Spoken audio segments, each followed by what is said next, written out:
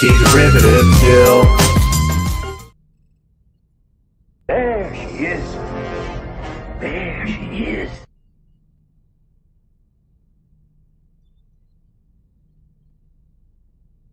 Can I offer you some tea? Good tea. Nice house. Would you make me some of that Plomeek soup?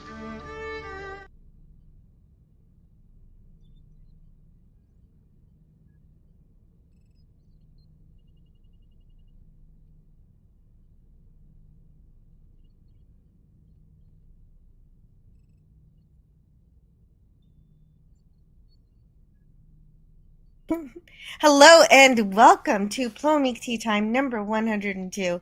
I normally talk about UFO as a TV series because it has such interesting concepts, both in science fiction, how it portrays the military structure, how great the model work is, and how they tell you exactly where all of the ships are, and the interceptors, and the moon base, and encountering the UFOs is really great usually. And I really normally love this show, but today we are watching an episode called The Sound of Silence, which is how I started my live stream today because I didn't add myself to the stage at first, which is why it was silent. Let's pretend that was all on purpose. It was a demonstration of the silence. That is the theme. That's supposed to be the theme of the episode. Oh no. Well, it's that old classic trope. It's quiet. It's a little bit too quiet. And so that's that's the concept of this episode. I usually expect a little more from my UFO, but let's break this down. Let's break it down anyway. Every episode we can take a look at just as much as any other episode. I have gone through the task of collecting slides from the episode. That means every time I watch an episode, or if it's a movie, I'll sit there with my screen capture and I'll capture all of the screens I think I need to help tell the story for you. So that, of course, it'll still be better if you watch it yourself. But the screen caps help provide a bit of a storybook walkthrough of the episode, which is quite fun to do. And so, let's see, we have Matt G. Matt G is here. And he's using some of his membership emojis. One is a Tau symbol, Tribble, and Enterprise, and a Mandelbrot set, which is a fractal. Very cool. Hello to DJ Knight. And oh, that's so sweet, you're patient. And because you were patient, DJ Knight, I got to have my coffee. Give me just a second. I'd like to actually taste it. I went through the effort of making it.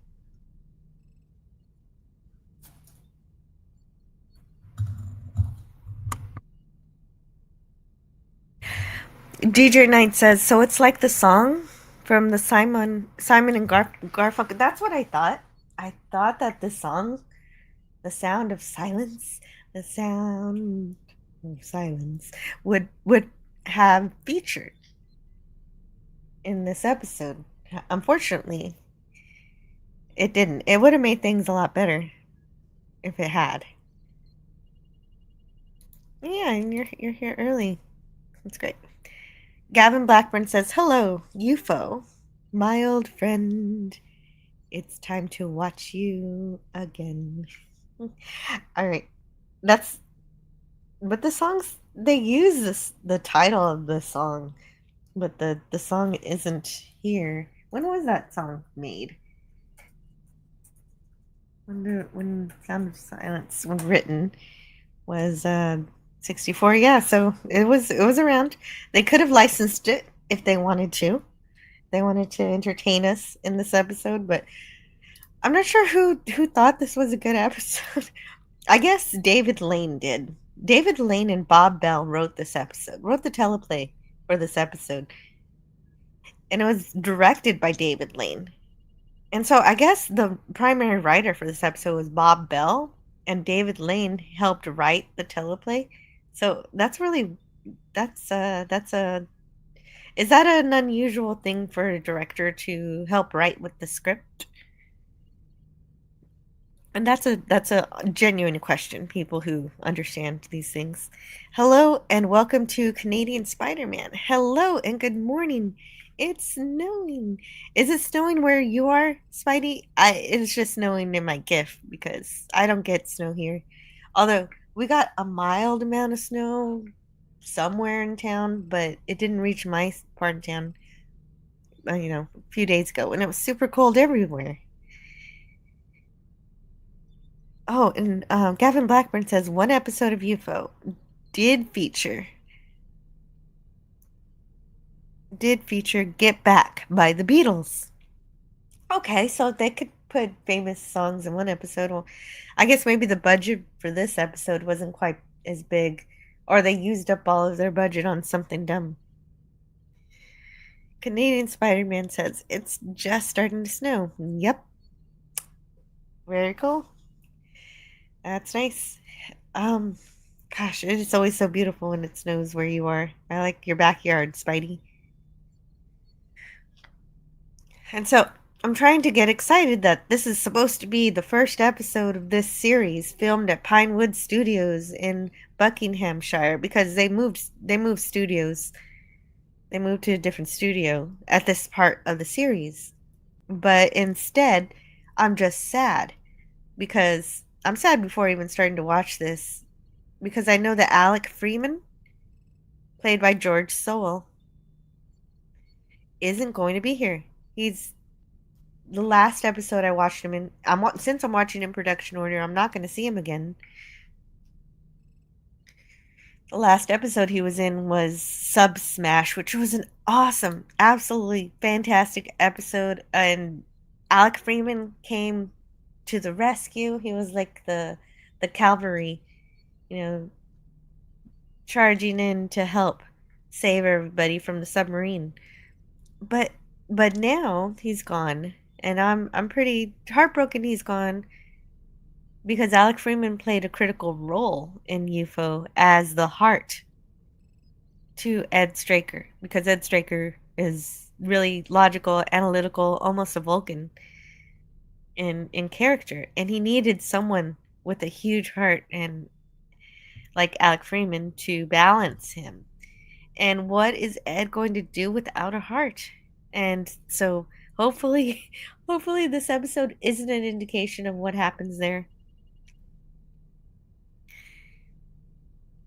And Not Brian. Hey, Not Brian's in the chat. Good to see you, Not Brian. Old Man Bird says, fascinating stream last night to Canadian Spider-Man. Oh, right, I gotta watch that on the replay. Canadian Spider-Man talked all about a ski resort somewhere in Canada that he visited. It looked beautiful. I did stop by just to see how it was playing, but I was busy. I was busy. Unfortunately, I can't catch them all. Gotta catch them all, but can't. But anyway, let's. I'm gonna bring up my slides. Let's bring up our slides because we could probably get through this pretty quick. This episode's not. There's not much to do with this one, so let's explore it. So there we go. Okay, so we got this. This is what frustrates me about this episode right away is because we get this cool little spaceship capsule thing, and gosh, we think this is going to be an important ship in this episode. It's going to be so important. It's not. We see it at the beginning of the episode and then it's gone. Jeez. So they're doing flight checks, and so that's the. It seems like they haven't forgotten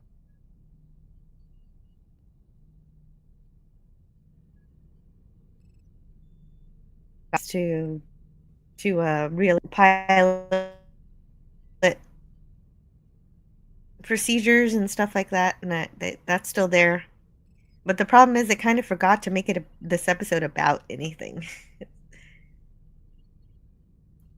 And so essentially, they found a UFO, and they're Ed Straker is trying to shut out the media outlets regarding the signal coming from the UFO, but that doesn't go anywhere either. That doesn't come back up later.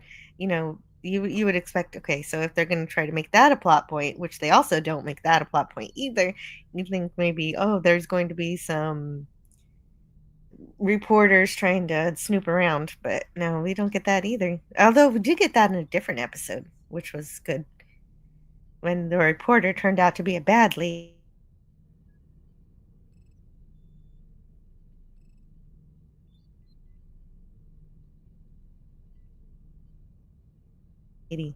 a bad sexy. But this one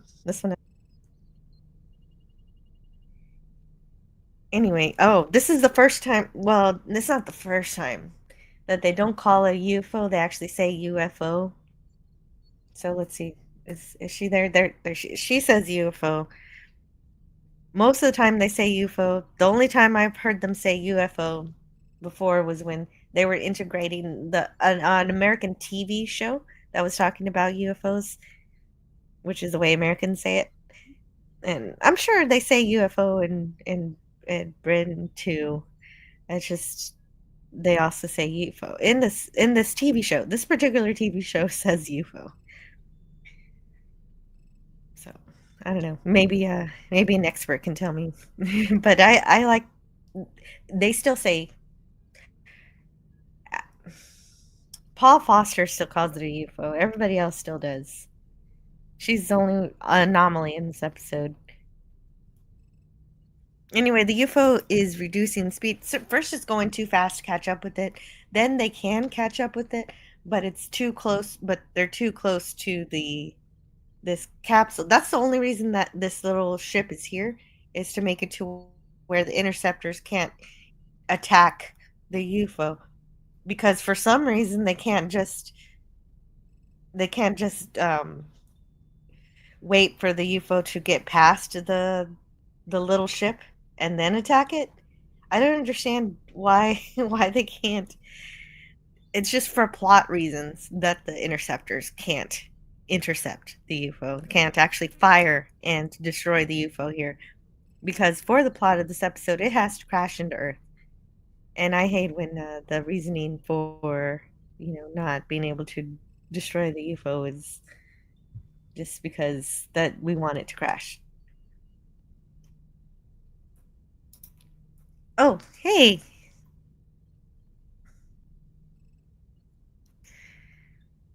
Old Man Bird is here. Hello. He says, "Hello, mofos." What we'll hear tonight. Yeah, this is true. And fast. Nim, nim, nim. Is here? Is that Whiteface? Who had Whiteface? What? Oh, maybe I wasn't paying attention. I'll look at the slides again and see if I know what you're talking about. You know she's a bitch because she has purple hair. No, Greek letters, Larson. That's today. Um, you see, she's not a bitch because the way you say it. She's not one because the sides of her head aren't shaved. There's a fine difference there. She's got her hair is longer and it's more feminine, and it's not, like, oh, I'm gonna razor my head. So she's okay. She's great. She's a scientist. She's a moon base operator. Anyhow, we've got, okay, so we got to have this UFO crash into the Earth so that we can have scenes on Earth. So this episode has a lot of Earth scenes, and I don't mind being on Earth, but in this case, we're at a horse farm. They're they're riding their little horses around for competitions. I guess they actually get paid for it because Russ is treating it like his job. Russ is riding his horse, and we get the episode title. And this episode title sequence is odd to me because for some reason, every time they show a credit on the screen, they pause the horse jumps. So the actual video is paused every time they show this Ed Bishop as Commander Straker and Michael Billington as Colonel Foster. And of course, we're going to be missing Alec Freeman. But Michael Billington is as Paul Foster is now his second in command, and we have Russ's sister. So they're brother and sister, and this is Anne. So they're both they both ride on horses, but I don't know what her job is exactly. I just know that Russ is competitor. I don't know if she has competes or what she does. Um, but okay, so this episode was written by Bob Bell, and typically he's the production designer,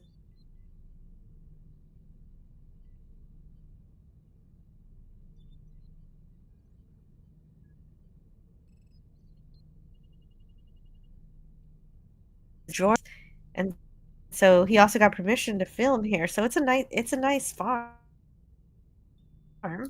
It is.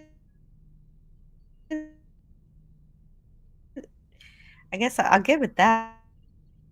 It is, but okay. So we have Anne. My document isn't clicking. There it is.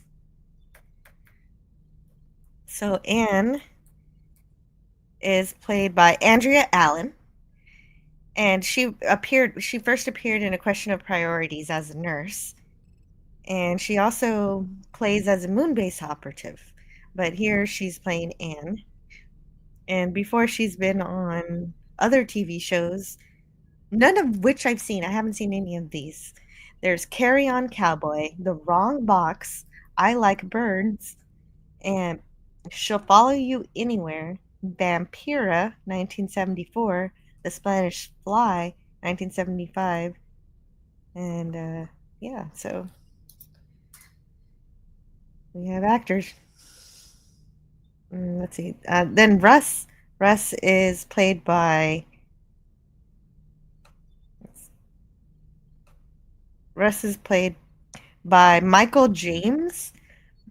Oh wait, Michael Jaston, born Michael James, plays Russ Stone, and he was a classical stage actor. He was in I don't know what this is. Prior to his debut as Demetrius in Sir Peter Hall's adaptation of A Midsummer Night Dream, and then The Power Game. Let's see if there's anything here I actually know. No, I definitely don't, because it's a lot of BBC stuff. The Belliard in the 23rd. Oh, actually, he was in the 23rd season of Doctor Who. There we go. There's something. Also, Alice's Adventures in Wonderland from 1972. Zulu Dawn, 1979. Highlander 3, The Sorcerer from 1994. And Tales of the Unexpected. And so in this farm, this is a big farm. It's got a lot of land. So there are hippies that are hanging out here on this farm. But we only really meet one hippie, and it's here. This is the hippie we meet. And so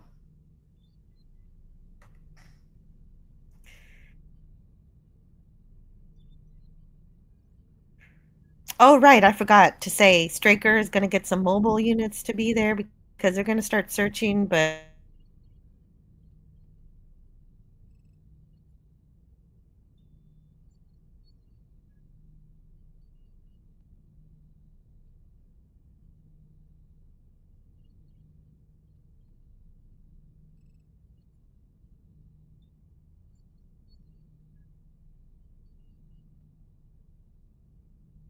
don't worry about that because they're going to search. But I took the screen cap here, said to me, cigarette or joint. Oh,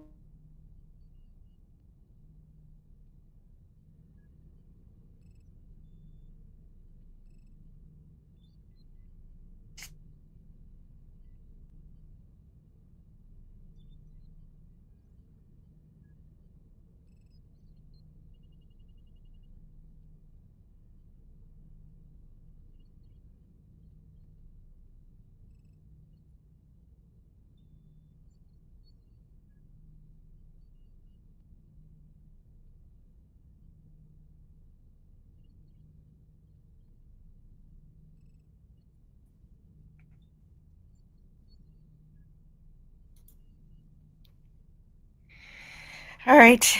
Okay, guys. What can I do? What can I do? What can I do? Because can you hear me now? Am I breaking up now? Greek letters, Larson. Am I still breaking up? Okay. Okay. I'm gonna move back.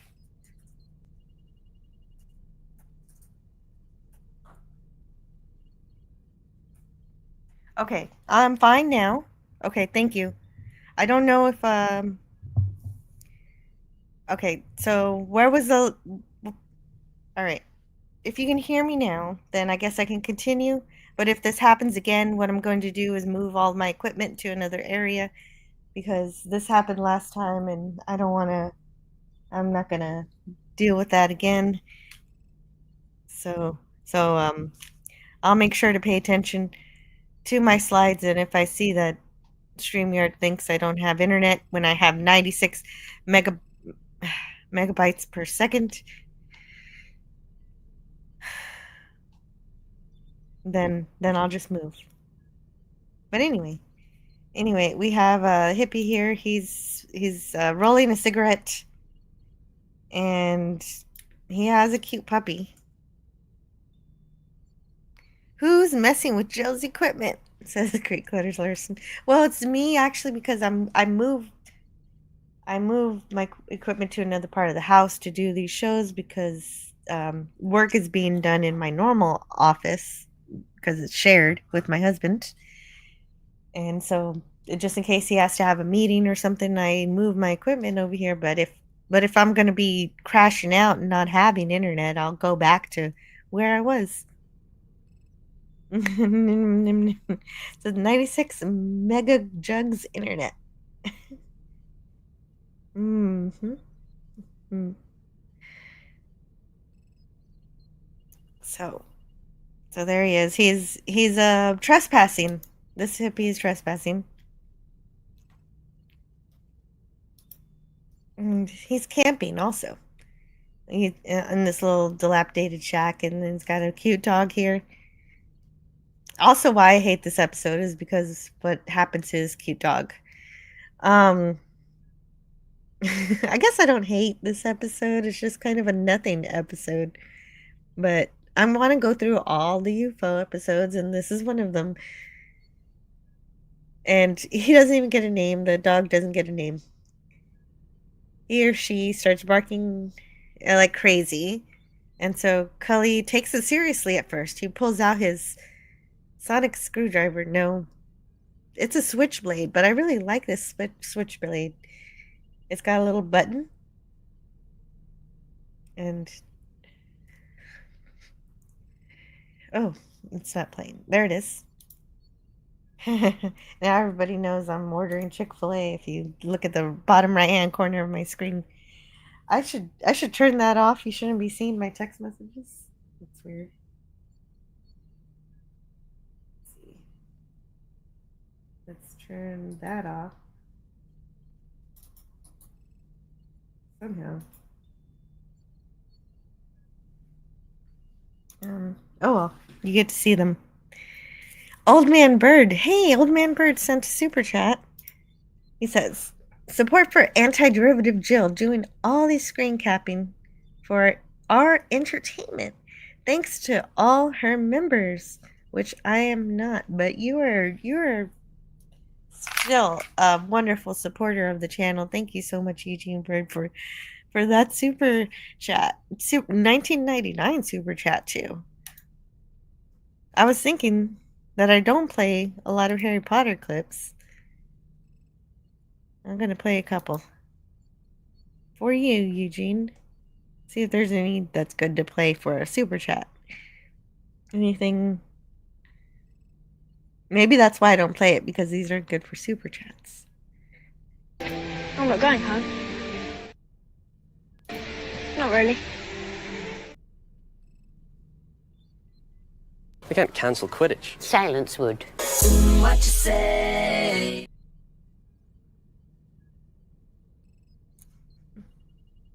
Eat. You'll feel better.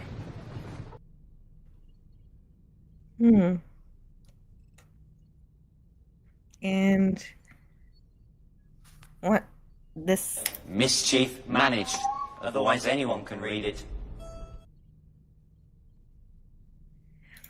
we all love the Harry Potter one, says Old Man Bird. Oh, good. Then I made a good choice.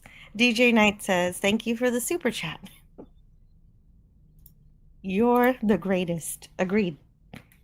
So anyway, Hippie's walking around with his switchblade. And we see the UFO, the alien rather. We see the alien that came from the UFO in some green liquid.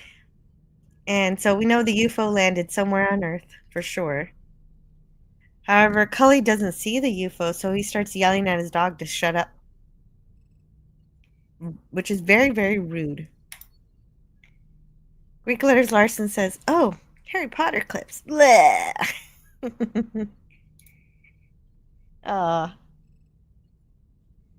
Hey.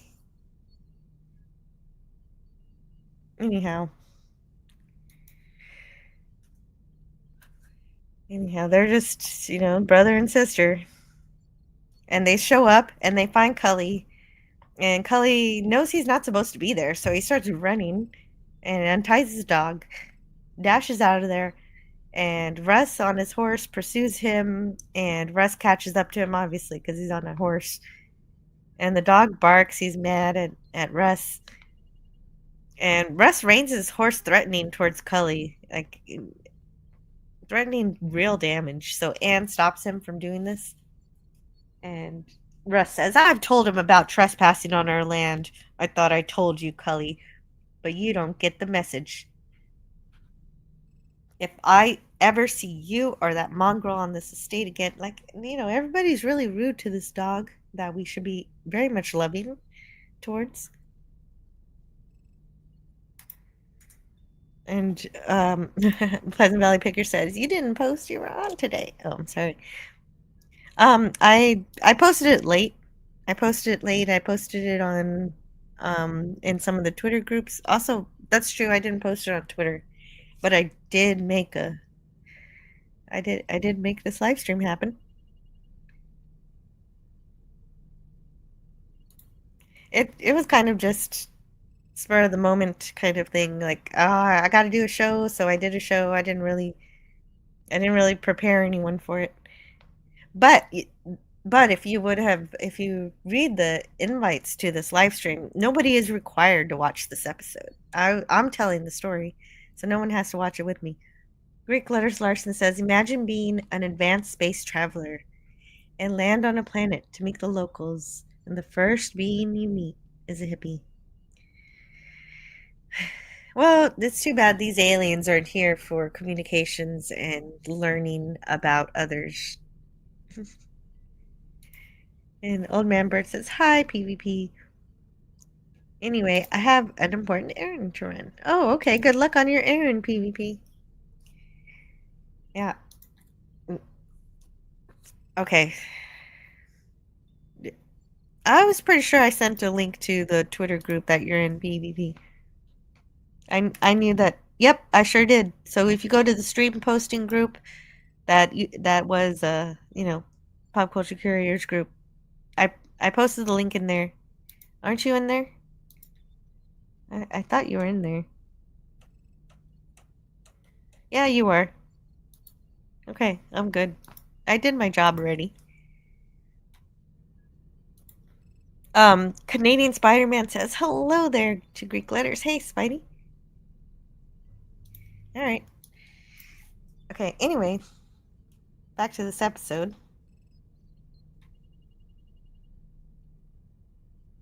I do like the mobile units, so they're nice.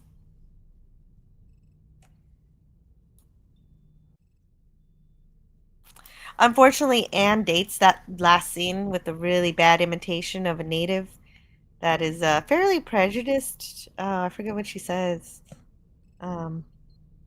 But it's bad.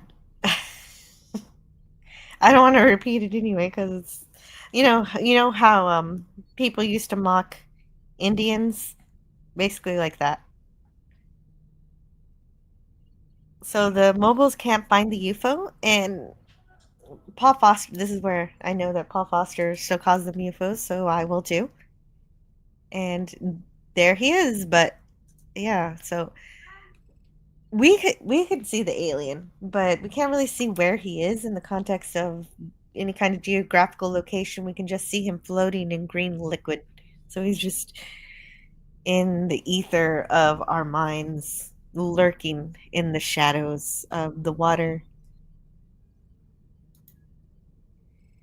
See those big majestic trees, folks? That's Greek letters Larson. That's too soon. LA before the fires.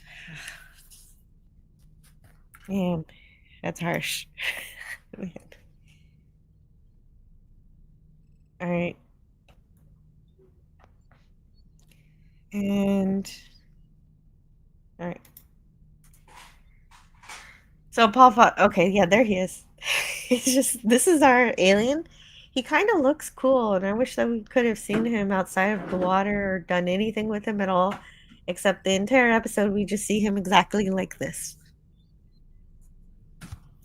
And my daughter has arrived. She needs me for just a minute, so I'm gonna play something that will last a couple of minutes so that I can attend to her and return shortly. Let's see what I have that'll last a couple of minutes. Hold on just a minute.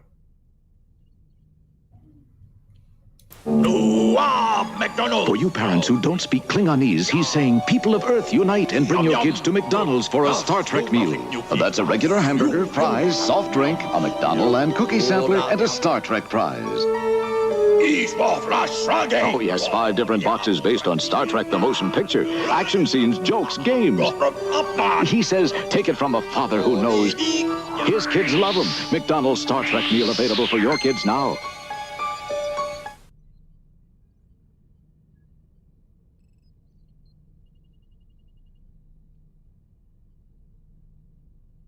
I need a little more time. I need to order these by length.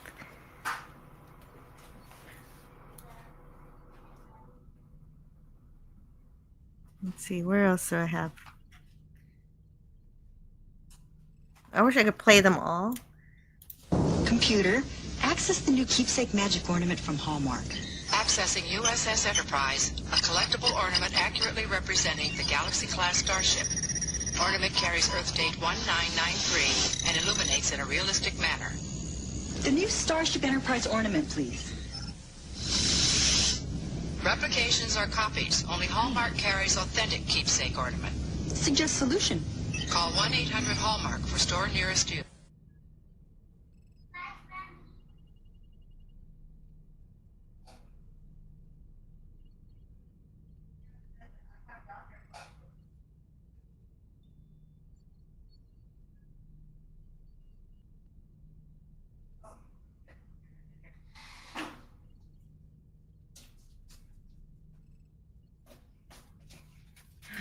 Um,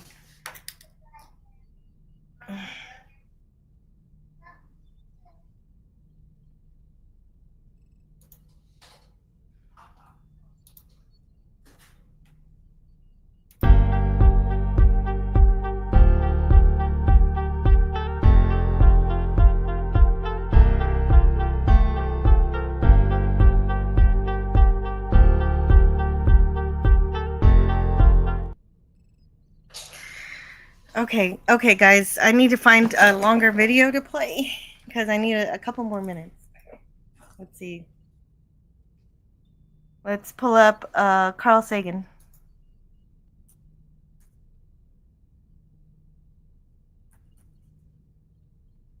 Oh, Pale Blue Dot, I love that. Let's do that.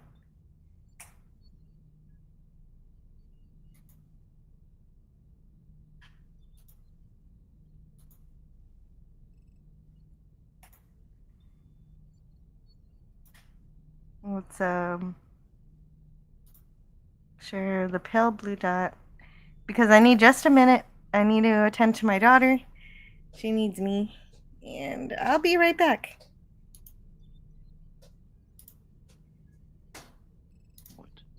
The Earth might not seem of any particular interest.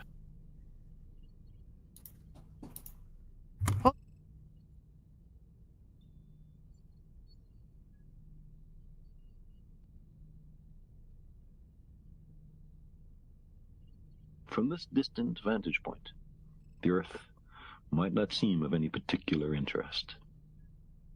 But for us, it's different. Consider again that dot. That's here. That's home.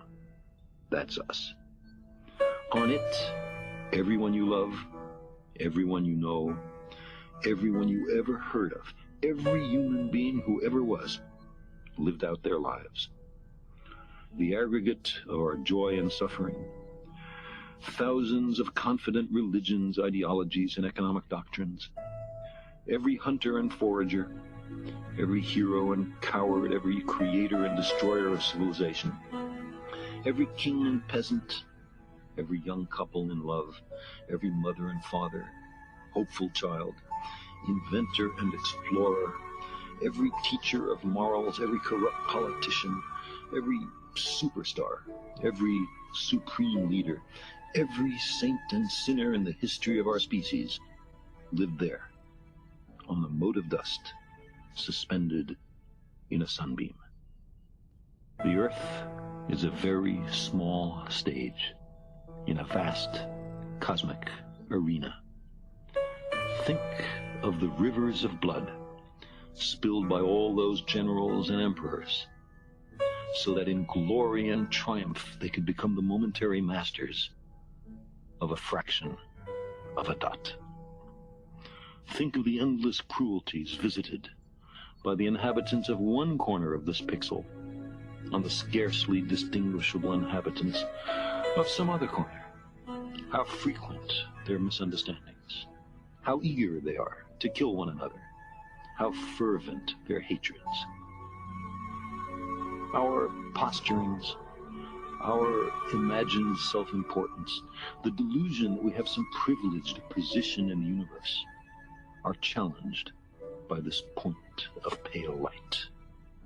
Our planet is a lonely speck in the great enveloping cosmic dark. In our obscurity, in all this vastness, there is no hint that help will come from elsewhere to save us from ourselves. The Earth is the only world known so far to harbor life. There is nowhere else, at least in the near future, to which our species could migrate. Visit? Yes. Settle? Not yet. Like it or not, for the moment, the Earth is where we make our stand. It has been said that astronomy is a humbling and character-building experience. There is perhaps no better demonstration of the folly of human conceits than this distant image of our tiny world. To me, it underscores our responsibility to deal more kindly with one another and to preserve and cherish the pale blue dot, the only home we've ever known.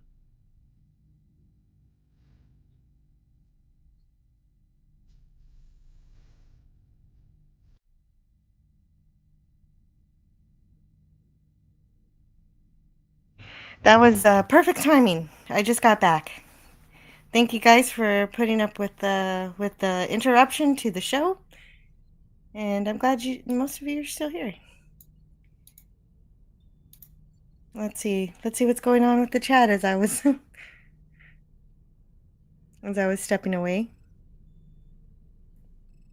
Those control panels look like legit military tech from the 70s.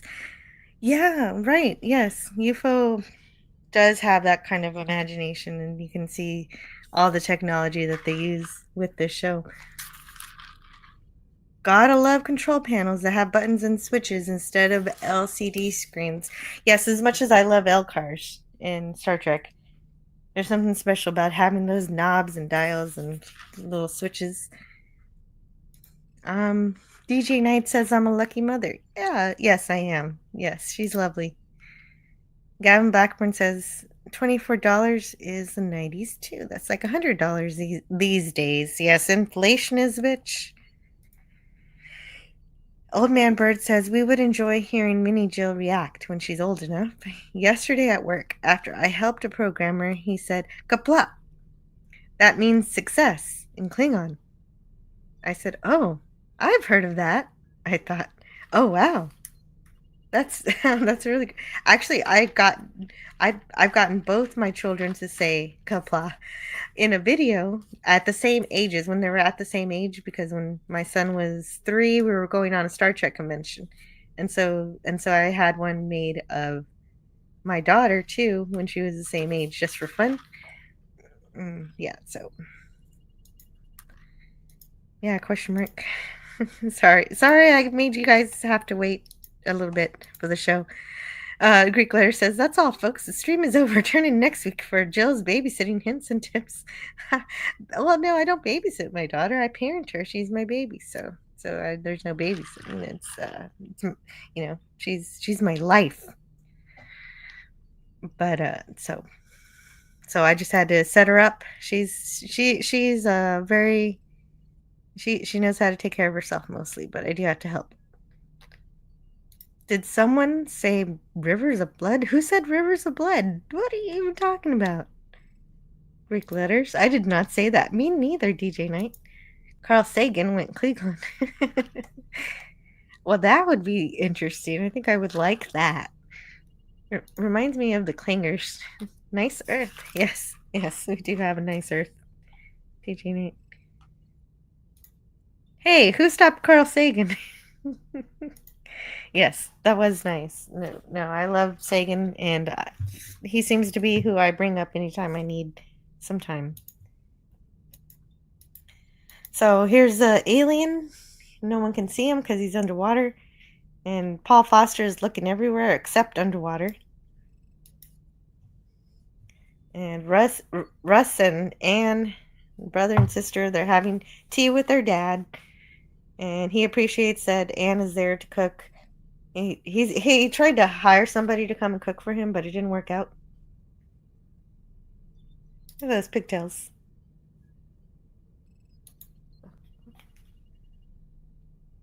Okay, I gotta turn that off. I tried to turn it off earlier, but for some reason, there, I got it. No, okay.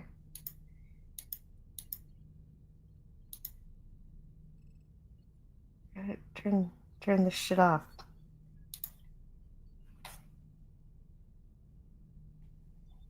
Maybe I just turn my phone off, or get the link and you turn off the stupid link.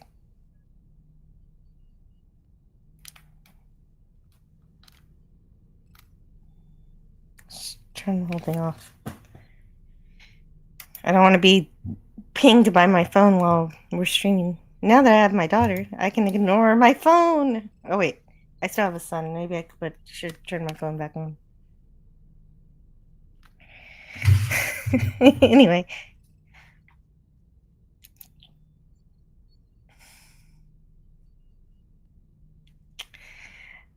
Anyhow, so Russ and Anne have a dad. They're there with their dad, and their dad is played by Richard Vernon. Richard Vernon was in Stop Press Girl, 1949. He was in Village of the Damned in 1960s, Hard Day's Night, 1964, Goldfinger, 1964. Wow, okay. Now there's some movies I actually have heard of. Also, The Yellow Rolls Royce, 1964, The Satanic Rites of Dracula. I've never heard of this movie, but it sounds fascinating. The Pink Panther Strikes Again. Evil Under the Sun. Gandhi, 1982. Loch Ness, 1995. And he was also in The Man in Room 17.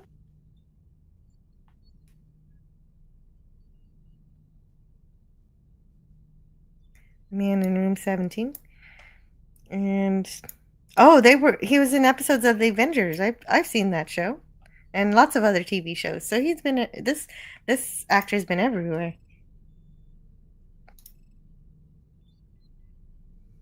Okay. Yeah, he's been all over the place. Actually, I need to.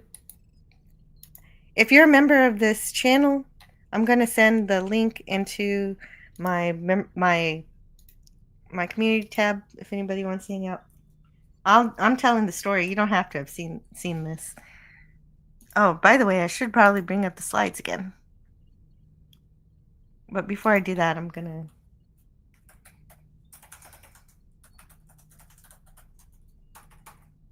put this in the community tab for all channel members.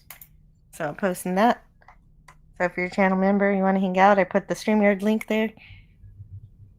Because I'll be here for a little while. So let's share the screen.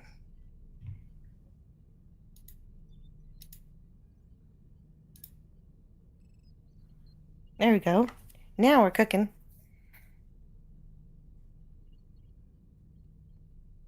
And DJ Play Nice says, "Good morning. Thanks for hosting."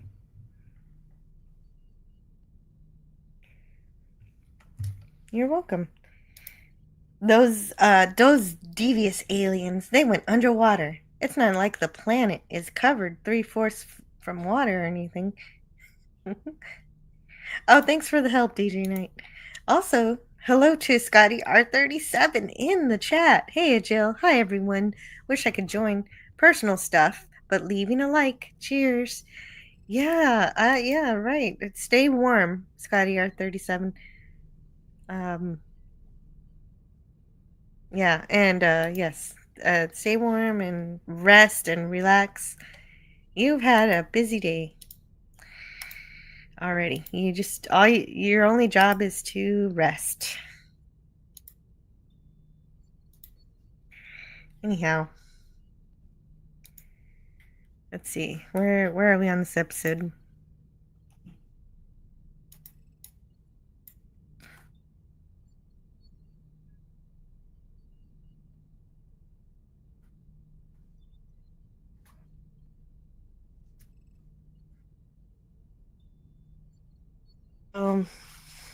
So they're having their dinner, their tea, and let's see what's going on here.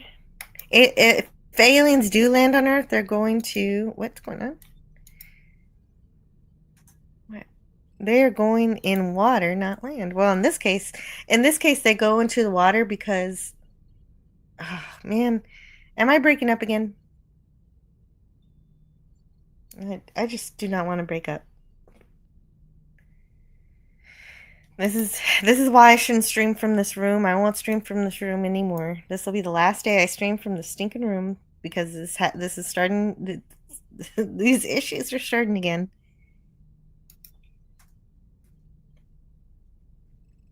And so we cut back to Cully, and his dog seems to have discovered something, but nobody listens to her. I don't know if she's a boy or a girl dog, so I'm just calling her a girl.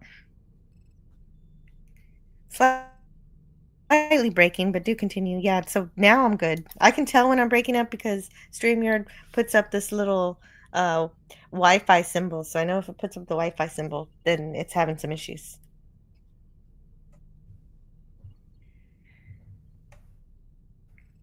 And oh right. Let's see cap of color. Everybody calls him Ben in this episode. But see, that's how you know the UFO is underwater here at this point because you can see a little light there. But the mobile units can't see it. They're still searching all over the place. They're searching their entire search window and can't find it.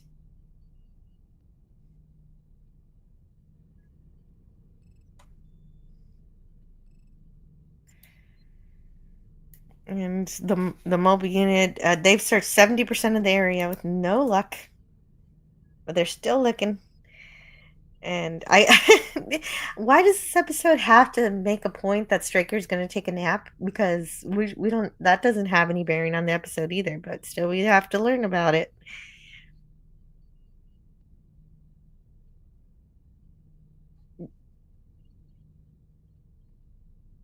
reason, this is a really weirdly conceived episode because I guess we're supposed to be thinking that Cully is thinking about her, but he can he can visualize her sleeping in her room.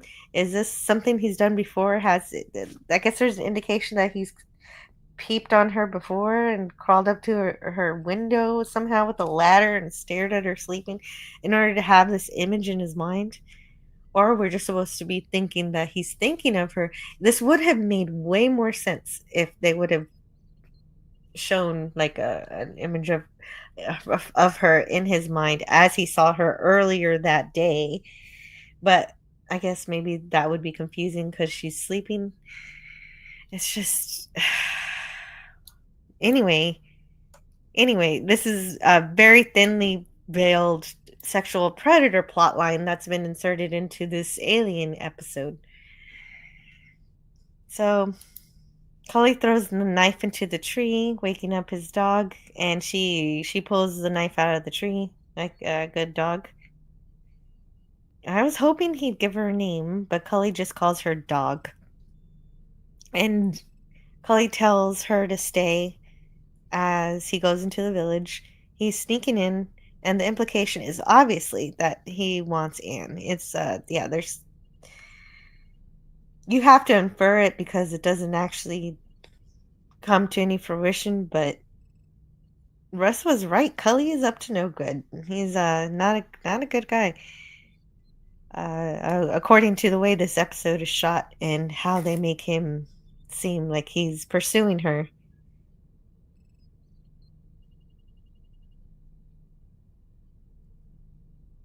Um, Gavin Blackburn says, "Scotty, I thought Trump put tariffs on." What?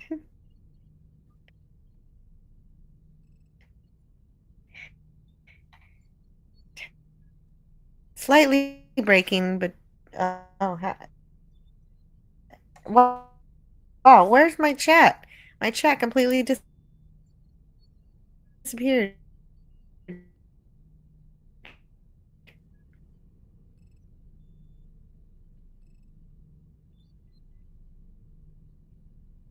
What's going on? Nothing. Everything's frozen. Oh, good gravy.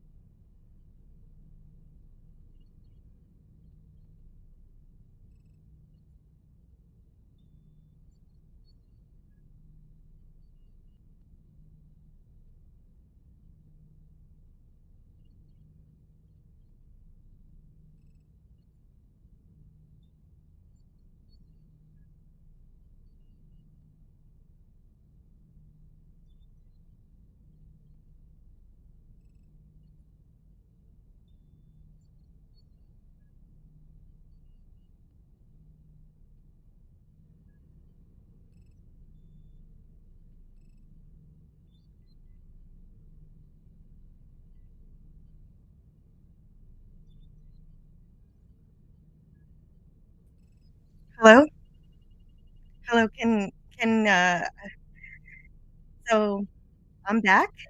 Hopefully you can hear me this time. Can I get some confirmation that everything's okay? Since I don't have any co-hosts, I can't verify the normal way. I've got you guys in the chat, so y'all can help me. Okay, DJ Play Nice says yes.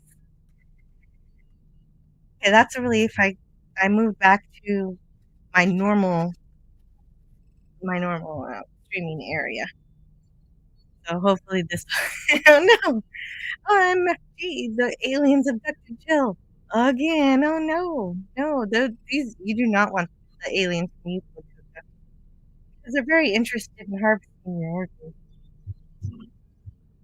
That Gavin Blackburn says, "Oh, something even worse. That dirty hippie got Jill." Yes, there are two predators in in this episode: the alien and the hippie.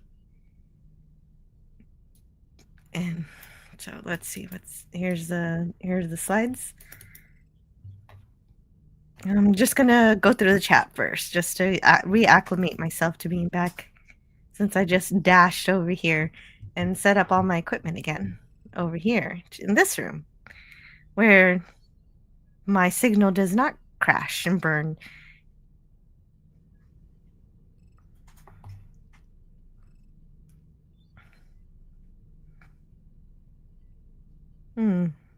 Let's see. Okay, so Scotty can't be here. I'm glad he said hi.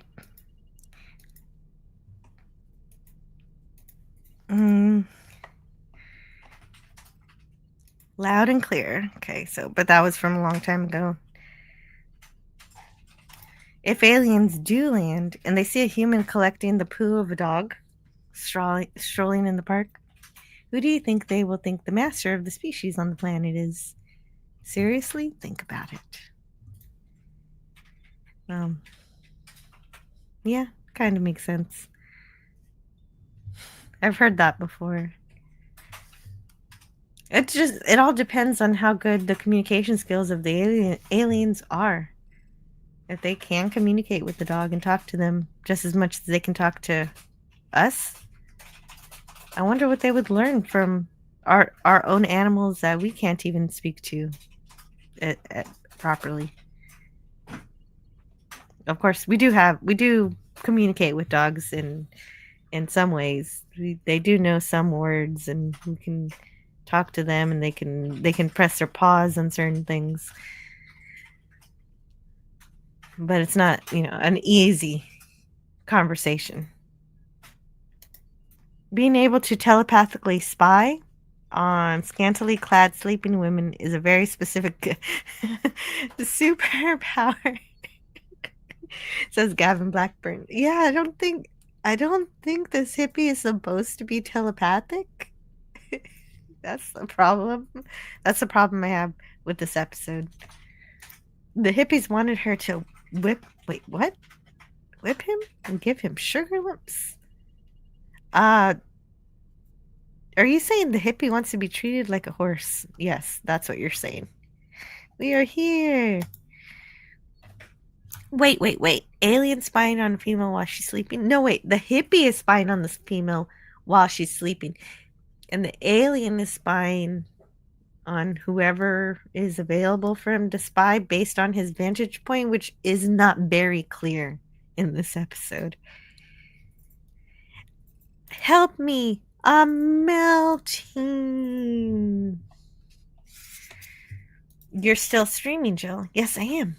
I'm back, and I can relax now because it seems that it is working here. A stream without a host. The land without a king.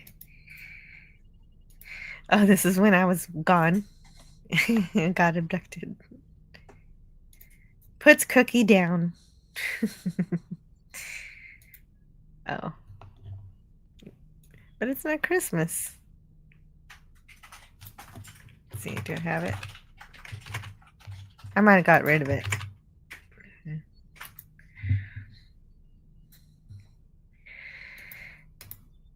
Okay. No, no, Greek letters. Larson quit ending my show before I end my show. Tune in next week for a thorough analysis of probing in alien abductions. I will not be talking about that topic.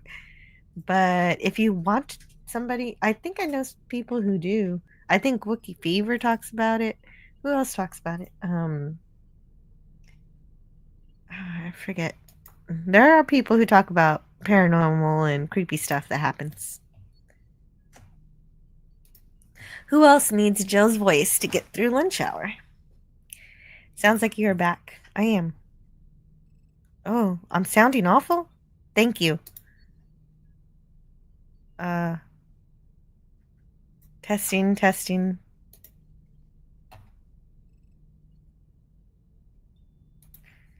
How do I... Okay, no, but I do have the correct...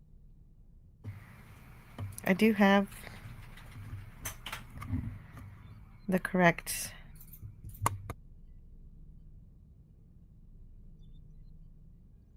Do I really sound bad?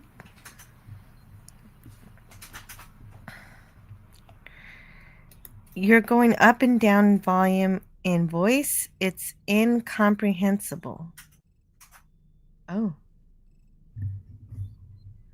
Oh, now I'm stable. Okay, so that was a few minutes ago. I think it was just okay, everything just settled. It's settled now. That's good. The aliens may think humans are farming dogs for their precious poo. Says man. That's hilarious. That's possible too. Low specs Linux gaming, purple hair, and silver miniskirts. Yes, that's what this show's supposed to have. And we did get a little bit of that. We were with the Moonbase operations just for a little while. Excalibur needs to be covered on this channel. Okay, Gavin Blackburn, I did that already. It was really fun. Excalibur, let's see. Anti-derivative Jill, Excalibur. Oh, I don't have my keyboard plugged in.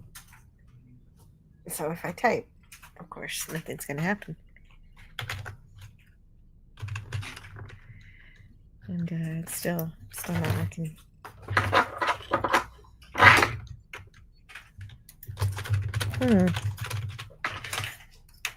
Why isn't this working? Oh, it fell out. Okay, there we go. Excalibur.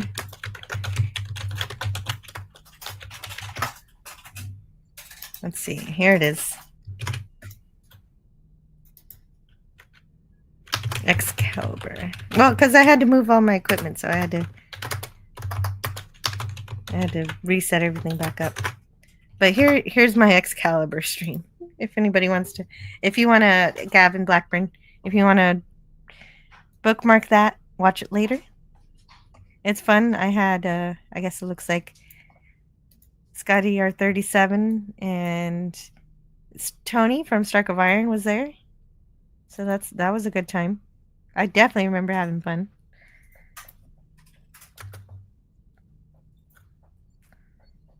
All right.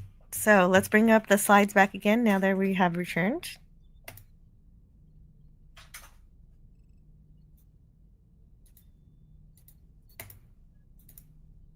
There are slides. Now let's see if we can get through this episode, because it's, anyway, there's, I think we're supposed to think it's nighttime. So, but there are shots in this episode that show that it looks like it's also during the middle of the day. I'll stop it if I see something like that. But anyway, Cully is intruding upon the farm, and this is disturbing the horsey. And so Anne wakes up. Anne wakes up because the horse is in distress. And I think we're supposed to think it's nighttime, but there are shots in this that make it look like it's day. So Anne gets up. She goes to help Blue Boy. His name is Blue Boy. So she calls him Bluey. And so, of course, that reminds me of the cartoon that my kid likes to watch. So this is the first Bluey right here. Sure it's not the first animal named Bluey. And Cully is still lurking. So just like the alien, like those close-ups, those creepy close-ups. But in this case, Russ appears instead of Cully.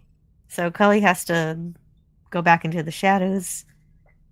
And I'm used to the alien being the one stalking people and not the man stalking a woman. But however, of course, Russ was roused awake too, and is wondering what Anne is doing. And this drives off Cully. That's good because Cully was not pure. But actually, Cully doesn't have time to leave. He instantly dies. Like there's instantly blood coming out of his mouth, and he's drug away. So he's dead now.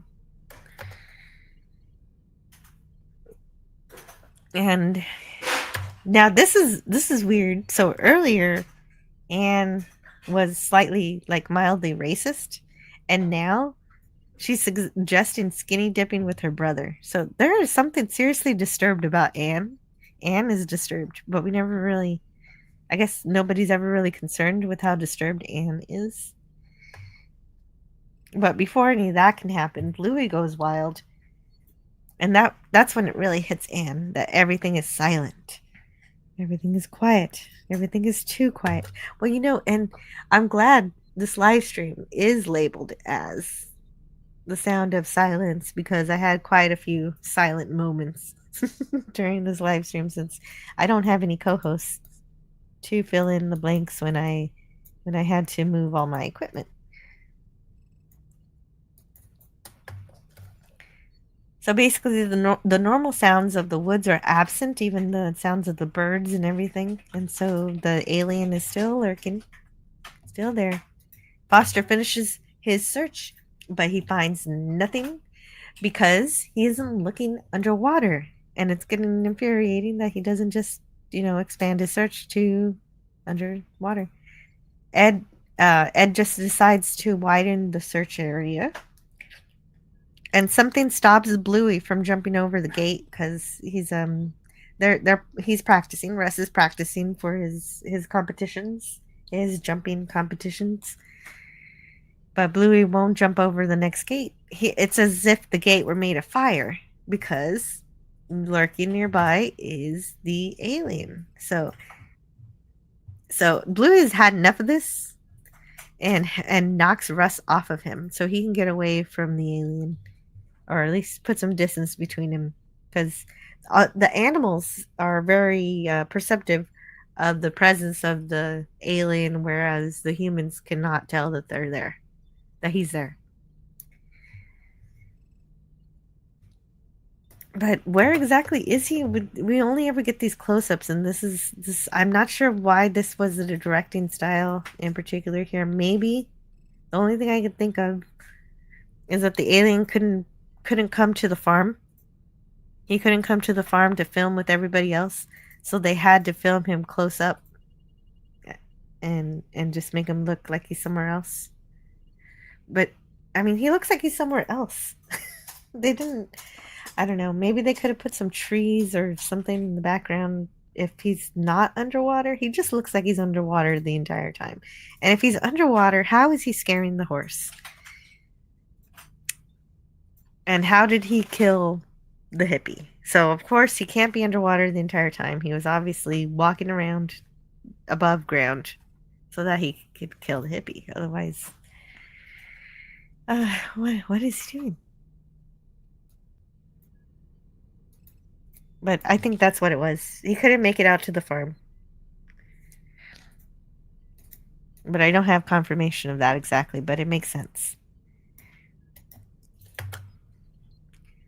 So, Russ is knocked off the horse and lays unconscious, while Bluey goes back to the farm, and Anne and Russ realize something's wrong. So they go looking for Russ in Pa's car. Oh wait, Anne and Pa find out something's wrong with Russ. So yes, I got that a bit mixed up. Anne finds his hat, but not the rest of him. And Pa's looking for Russ. Anne is asked to stay in the practice area, and Pa hears whining. This is the worst part of the episode. It sounds like a poor dog crying, and it is, because Cully's dog has been wounded, and sounds like she is dying. It's terrible. I didn't get any more than this one slide of this because I'd be running to a vet at this point, but nobody in this episode does that. Because forget the UFO for a minute. We need to save the dog. But I guess that's not a priority. And I'm going to check the chat just to make sure my audio is still going okay. +1. Okay. And DJ Play Nice says, one of my favorite films as an adolescent, taped from HBO and watched at least once a weekend. Wait, what was that? Excalibur. Oh, yes. Excalibur. Yeah, it is quite good. Okay, who took Jill's keyboard? No, I found it. It's all fine. It's all good. Skiing naked down the mountain on Australia Day with their flags worn as capes on January 26th. Australia Day. Why did you write that, Spidey? Is that something you've done? I guess so. You have been in Australia. That is quite a feat. 2 hours, 41-minute review of Excalibur. I've queued it up for tomorrow. Oh, I hope you enjoy it. And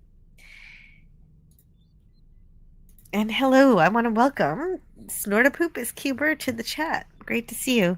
So the hippie is spying on the woman, the alien is spying on the hippie, and the horse is spying on the alien. Yeah, it's just like that book. Brown bear, what do you see? I don't know. Anyway, I see him. Blue horse looking at me. Anyway, DJ Knight says, Denise Richards, yeah. To be honest, I would never in my life ski naked. That would be entertaining. It seems dangerous. It seems dangerous to do that. Unless it's water skiing.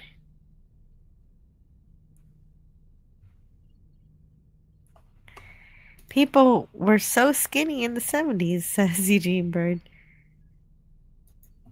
Gavin Blackburn says, my son has taken my microphone, or I would have had 100% joined. Oh, thank you, Gavin. It would have been nice to talk to you.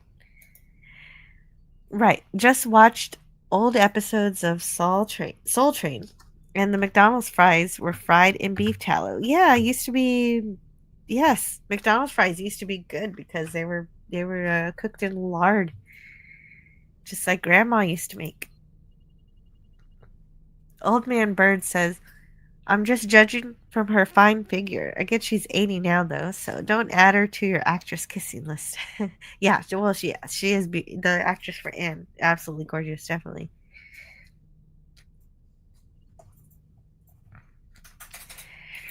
Admiral Cruelty was hot in the 70s. What? Oh, Animal. Oh, was it? I don't know about that. Was it really? Well, I'm sure that the dog is totally fine in real life. Just the problem, not in the episode. Thank God. Microprose made UFO enemy unknown. Otherwise, we'd be stuck with silly shows like this to satisfy our curiosity for extraterrestrials. I like silly shows like this. McDonald's fries don't decompose. Yeah, that is a freaky science experiment that someone did. Yeah, that's scary. Disturbing, if you will. Anyway, Shadow received a missing persons report on Russell Stone, who has just been reported missing. and he lives close to the search area, a place called Stone Dean Farm. So they are really filming at this real Stone Dean Farm place.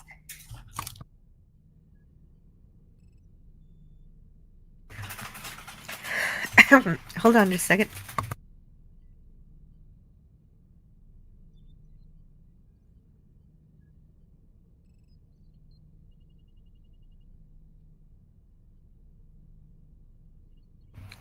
So Foster's collecting information from Pa and Anne, and Anne's gonna help Foster search around the land. Pa tells Foster about the mutilated dog he found, and Anne says they can drive this car on the tracks because, you know, they don't have roads, but they have tracks. And Anne reports there's a shack where the hippie lives, so they look at the shack, and she doesn't. At this point, she doesn't know Cully is dead, and his dog too. By now, unfortunately. So Foster tells Anne to go back to the house. She does, and when she returns, she sees something horrific. So at that point, she finds out that Cully is dead. The hippie. My notes are catching up to the slides way too fast, but that is the slide that I used as the thumbnail for this live stream because Foster looks really good there. But he's still not Alec Freeman, and I'm upset about it. I really love Foster, but he's supposed to be Moonbase Commander. Why is he Ed Straker's second? So there's the hippie. There's what's his name again? Cully. He's mutilated just like his dog. So the mobile vehicles are in position, and so they're ready to attack the UFO that is hiding underwater. And so they finally get that done. They destroy it. And I guess maybe the alien must be in the UFO because we don't really see exactly where. We never exactly see where the alien is in this episode. It's really frustrating. But I guess that's just since we don't care about the alien after this point, I'm just assuming that he was, in fact, in the UFO. And it would kind of make sense because he captured his victim and he put it in the little capsule thingy that we're going to see in a minute.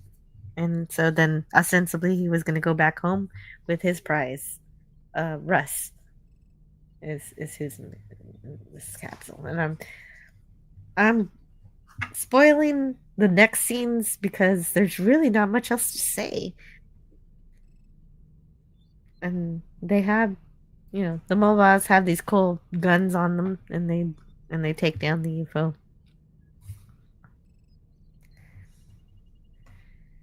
And they find kind of a capsule. It's larger than it looks.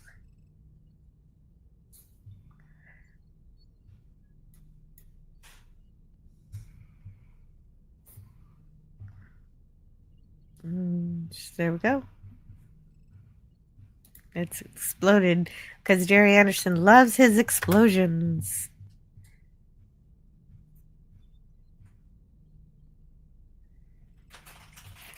Yeah. Who's typing like crazy?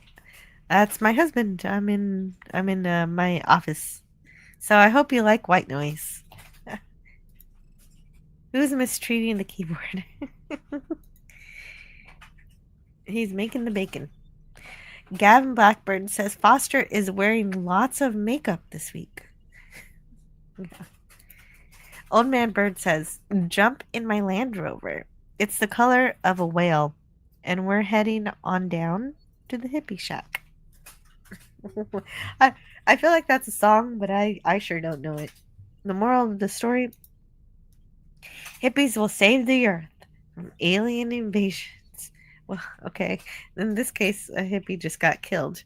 But I don't know why the hippie isn't also in the capsule. If the alien killed the hippie, Cully, and then killed wait. He didn't kill Russ. He only killed Cully. But why wouldn't he take both of them back to their planet? This episode in no way makes any sense to me. Tin roof rusted. Gavin Blackburn says he had a Corgi Shadow Mobile as a kid. What? How is... Oh. What?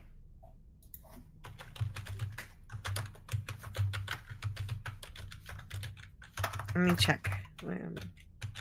What's going on with that? Oh, wow. Oh, okay. That's the name of the brand, I guess.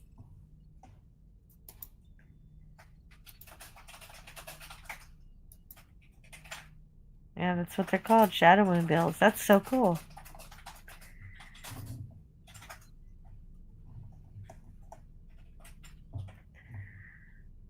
Let's see. I don't know if this is the one you had, but... Oh, wow.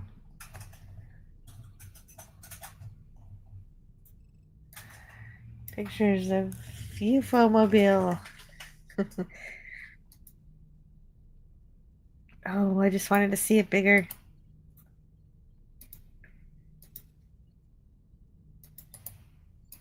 I'm trying to open the image so I can zoom in on it. Here. There it is. Cool. I don't know if yours look like that one. Anyhow, they find this.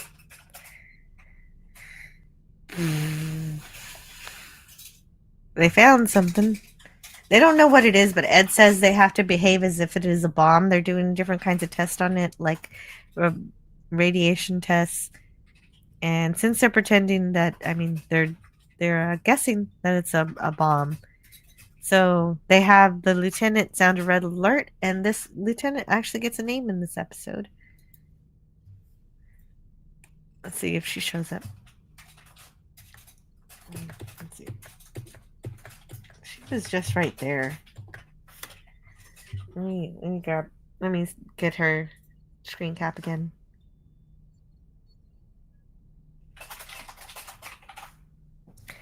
Who in their right mind names a dog Scruffy? Well, that wasn't the dog's name. She just said the dog was Scruffy. But I think some people do name their dogs that. But that's her. That's the lieutenant who gets a name. So they revealed the name of Aisha Brow's character. She was referred to before as Aisha, but now she is officially Lieutenant Johnson. And so they clear all non-personnel from the complex by making the assumption that it might be a bomb. They do more tests. They cut into it. They do an X-ray, and they find out that it's human. That the contents inside are human, and that human, in fact, is Russ, the horse show jumper man. And the doctor, well, I guess we'll see him in a minute. I really don't. These slides go on too long for the amount of notes that are required for this episode. So, she's the one who waves at Straker in the opening titles. You may still have my email address. Let's do it. What? Oh, DJ Play Nice is talking to Canadian Spider-Man. An after-hours open chat would be a great idea, actually. Oh, okay, so they're doing some show notes here. I see PvP in the background. I'll bring you up in just a minute. Just want to get through this chat. Let's see. The Love Shack needs cleaning. Whoa, okay. Important. I guess that's important information. She called the dog Scruffy, looking right after it was savagely murdered. Show some respect. No, okay. She didn't know it was savagely murdered, actually, at this point. She didn't. Nobody told her that because she wasn't there. Her dad told her to stay where she was. And I don't think anybody's told her what happened to the poor dog at this point. I don't know why. I guess only the old man saw, the dad saw the dog and told Foster about it. So those are the two people who know about it. Okay. You may still have my email address. Okay. She's the one who waves at Stryker in the opening titles.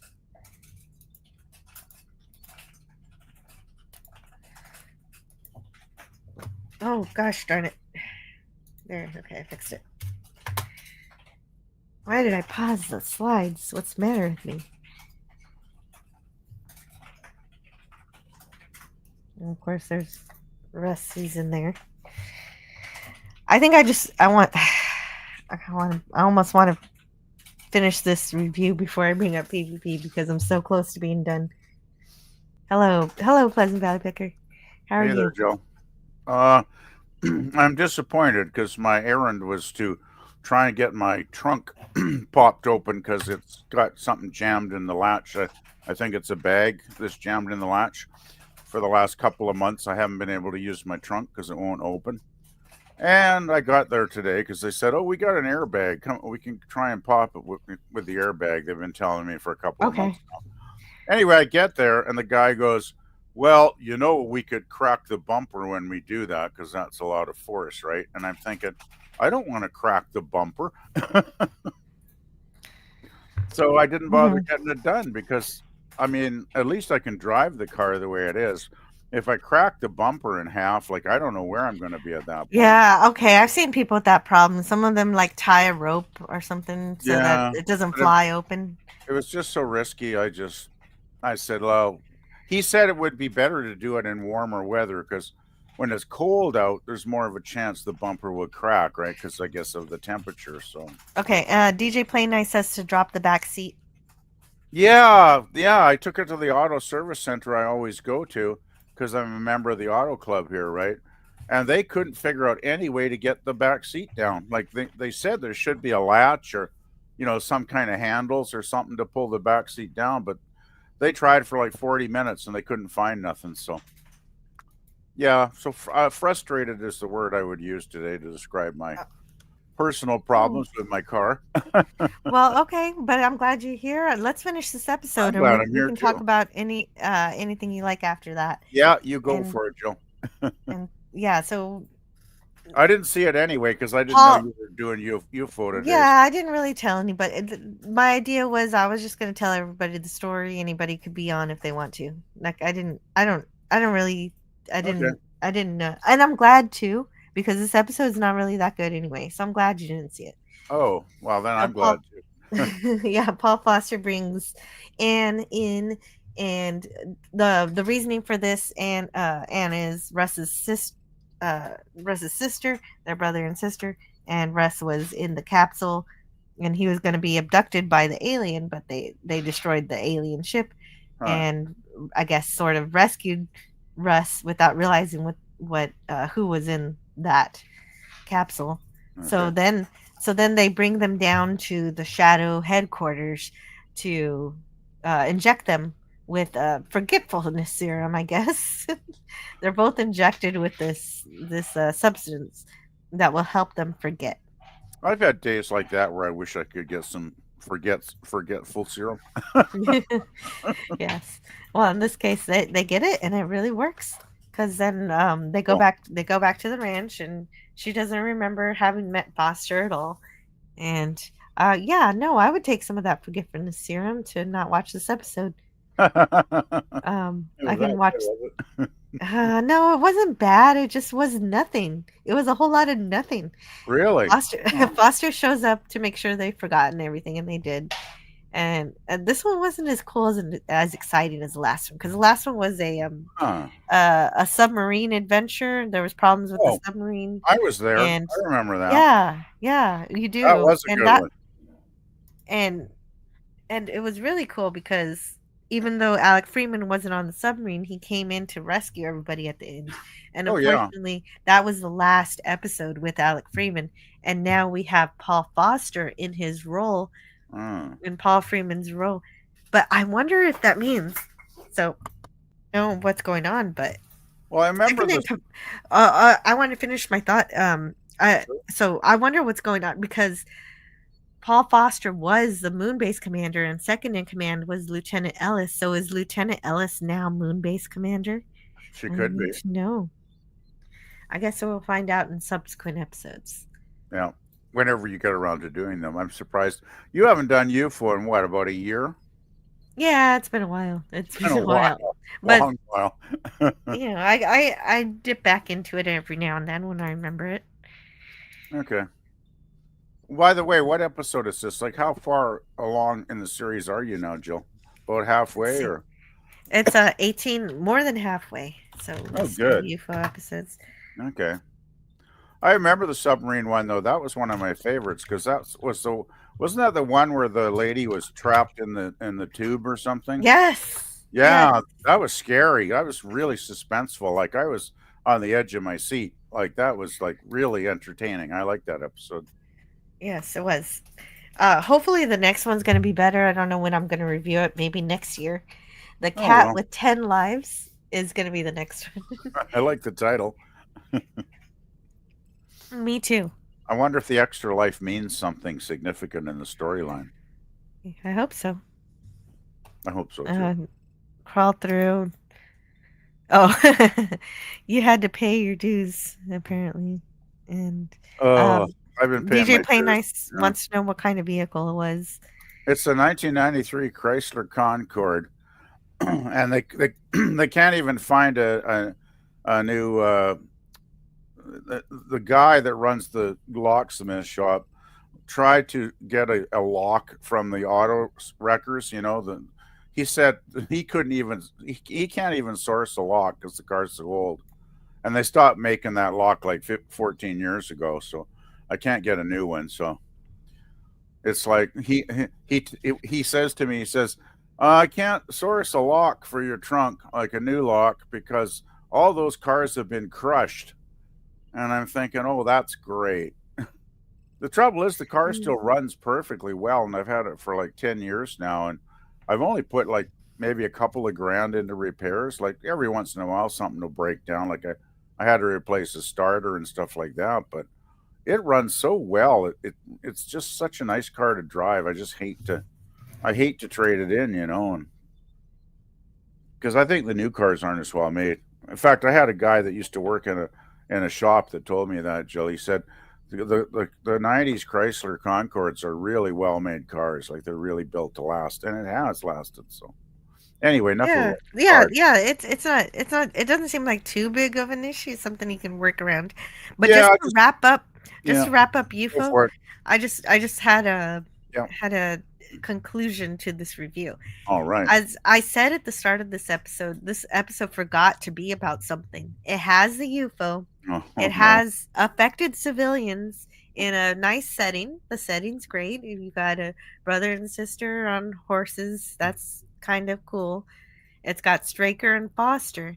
But there's really nothing new and no new and interesting science fiction concepts. And I already know that the aliens want humans for their organs. That's been established already. That isn't really even explored in this episode either. It's like we ran across a realistic mundane day at Shadow headquarters and we have the security footage, and that's this episode. I'm not even sure what happened to the lurking alien, so because it, all we ever get are super close up shots, so it's never clear where he is in any point, and it always seems like he's underwater no matter where he is. Weird. Since no one mentions him ever again, I'm assuming he got blown up with this ship. Oh, jeez. However, if he were above water, we didn't have. He was above water because he had to kill the hippie and he had to scare the horse. He had to scare Bluey. So we never had any visual context of where he was, though, and that was some weird close up to make us believe Cully is a victim who's lusting after Anne and then gets murdered by the alien. However, Jeez. yeah, that's basically what happens. It's but without words. I'm actually glad I didn't watch it now the way you're describing it, Jill. It's terrible. It's It sounds like a real stinker, like really it's bad. it's just boring.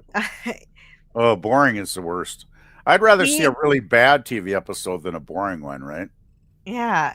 Yeah. He and his poor dog die a gruesome death, and that's that basically. We don't learn anything from the alien or the UFO, which Oh, is typical. Usually don't really learn, but usually try. They don't even well, they don't sometimes get a chance. they'll give little hints of what the aliens are up to once in a while, right? But yeah. Mm-hmm. All we found was a capsule with rust inside that withstood the explosion. And we didn't find out why the rest of the UFO ship was destroyed along with the alien and everything else, but this capsule survived. What was special? They said, oh, the capsule didn't get destroyed and disintegrated like the ship. It must be special. And that's it. They don't say why. Now, see, if the capsule had like an alien commander inside, because it's like a safety capsule or whatever, if the ship gets destroyed, the leader can get into the capsule and jettison it and survive. That would have been cool if they'd found an alien commander. That would make sense, but this episode doesn't make sense. Who Like wrote if you're gonna You who remember wrote who the it? writer? One of one of the production designers for the show, who does a great job with production design. And the farm looks good. Why They actually find a real farm But to they shoot on. They had good writers in this series. Why didn't they just did. give let a writer write it? Like I don't know. Production maybe he just designer. got really, maybe he just got really excited, and he's like, "We can ride horses around." Like it's like you give somebody who's just really excited about horses an episode. No, I gotta say, Joe, I'm finding your review far more entertaining than the episode sounds. Well, yeah. At least your review's making me laugh. Thank you. You're welcome. But this is a bottom episode for me. Your disdain for the episode is quite delightful, I gotta say. I'm one of Paul Foster's biggest fans, but I just don't like him as second.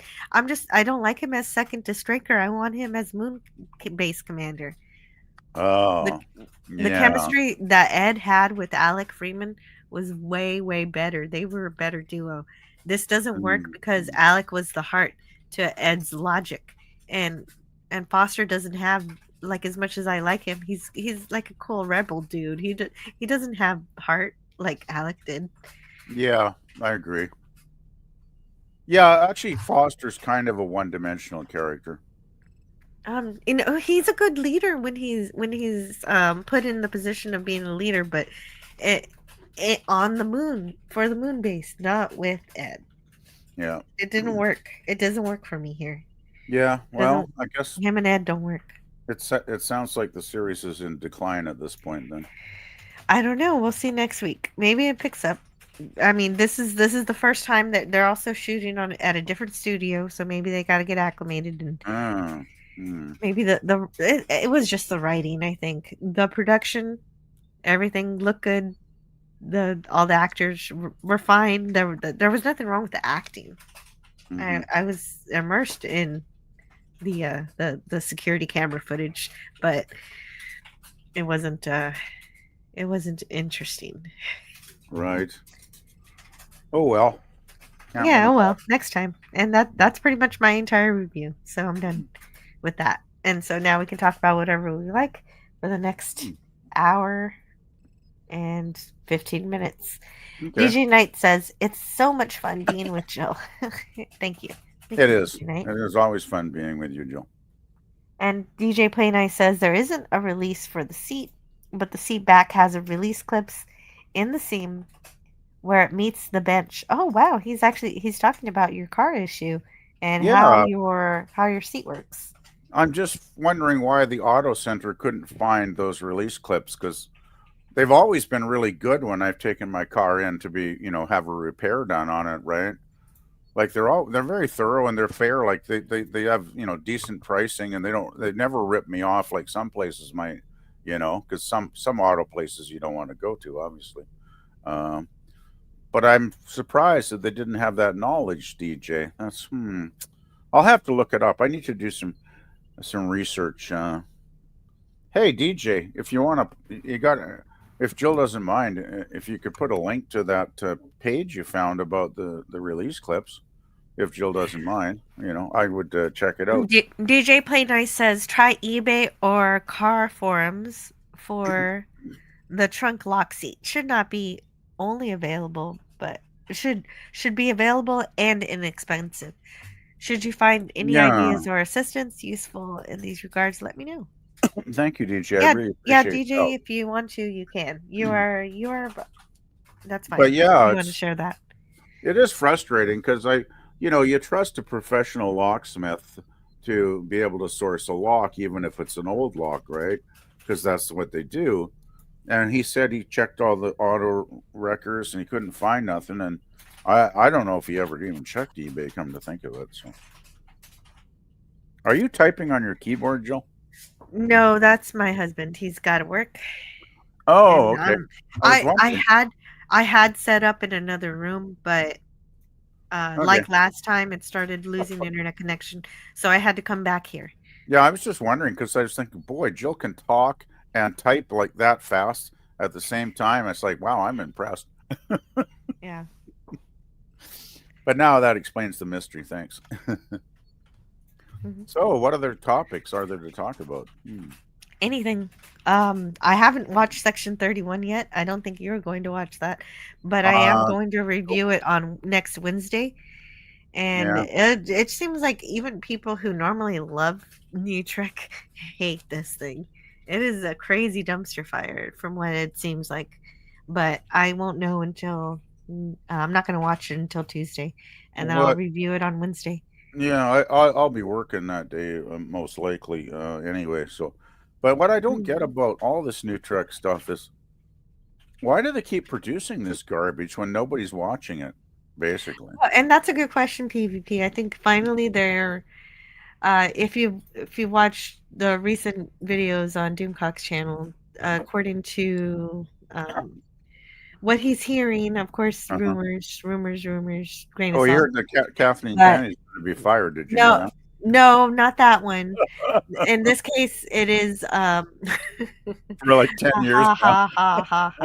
Okay, but, so Doomcock doesn't always have it thinks 100% correct, right? Like he's more often right than not, but in this case, he's got good sources. I agree with that. Yeah. In this case, the idea is that accountants are actually looking at the books and seeing, Star Trek is not making money, and so the idea is to let the contract die. The suggestion is to let the contract die, let the secret hideout contract just die, and forget about everything that's Kurtzman related, and just move on from there. And I really hope that that's actually what's going to happen. But I read somewhere that Kurtzman's planning to stick around, like, I mean, well, of course, he's going to be a leech wherever he. Well, obviously, he'll be a leech as much as he can forever and never. But if he doesn't get his contract extended, what is he going to do? He's got it.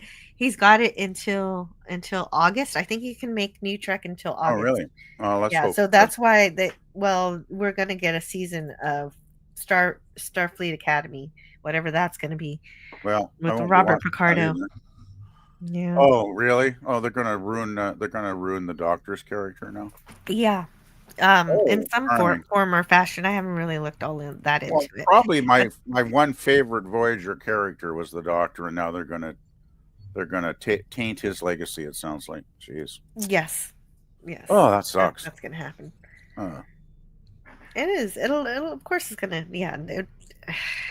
I'm not looking forward to any of that, but I'm hoping that the contract. I'm hoping that this rumor is correct, and the contract is in fact not extended, and they find a different production company to create Star Trek in the future, or let it sit on it for a while. Didn't Skydance have something to do with this?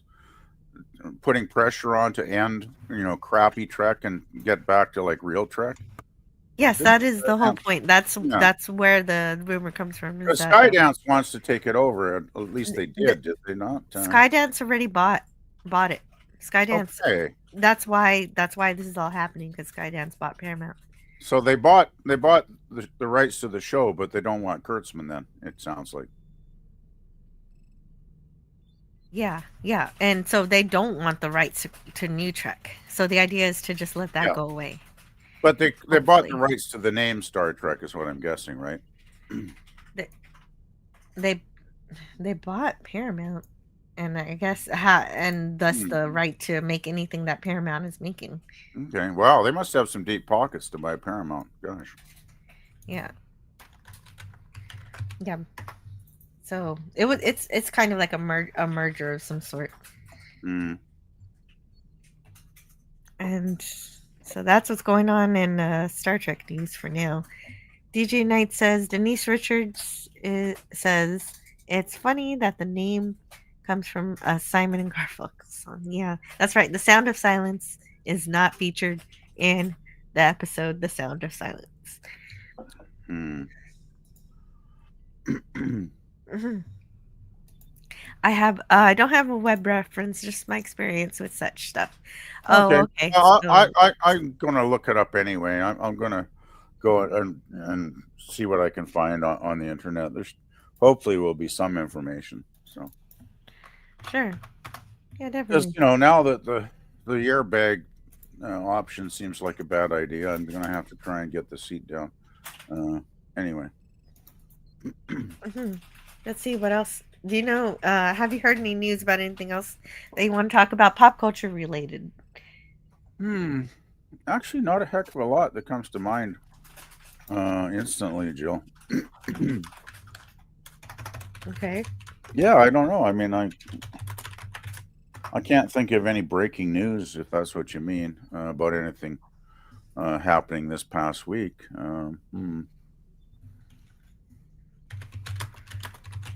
Let me see if I can find anything.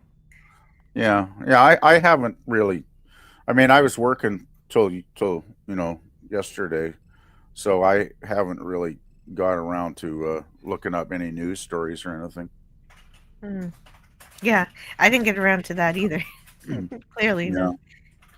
Yeah, so I mean, there could be something, I guess, happening, but What? Of course, there's always something happening. oh yeah, my mind's been more on politics lately, though. With Oh God, grief! I don't want to talk politics. Please don't. No, I'm not going to. But I'm just saying that's been my focus in the last few months because there's a lot of political stuff happening that's kind of a drag.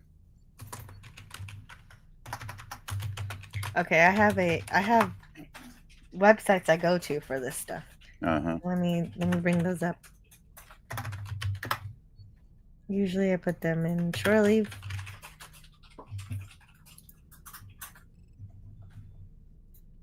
Let's see if they're here. No, they're not there. What? Let's try this one.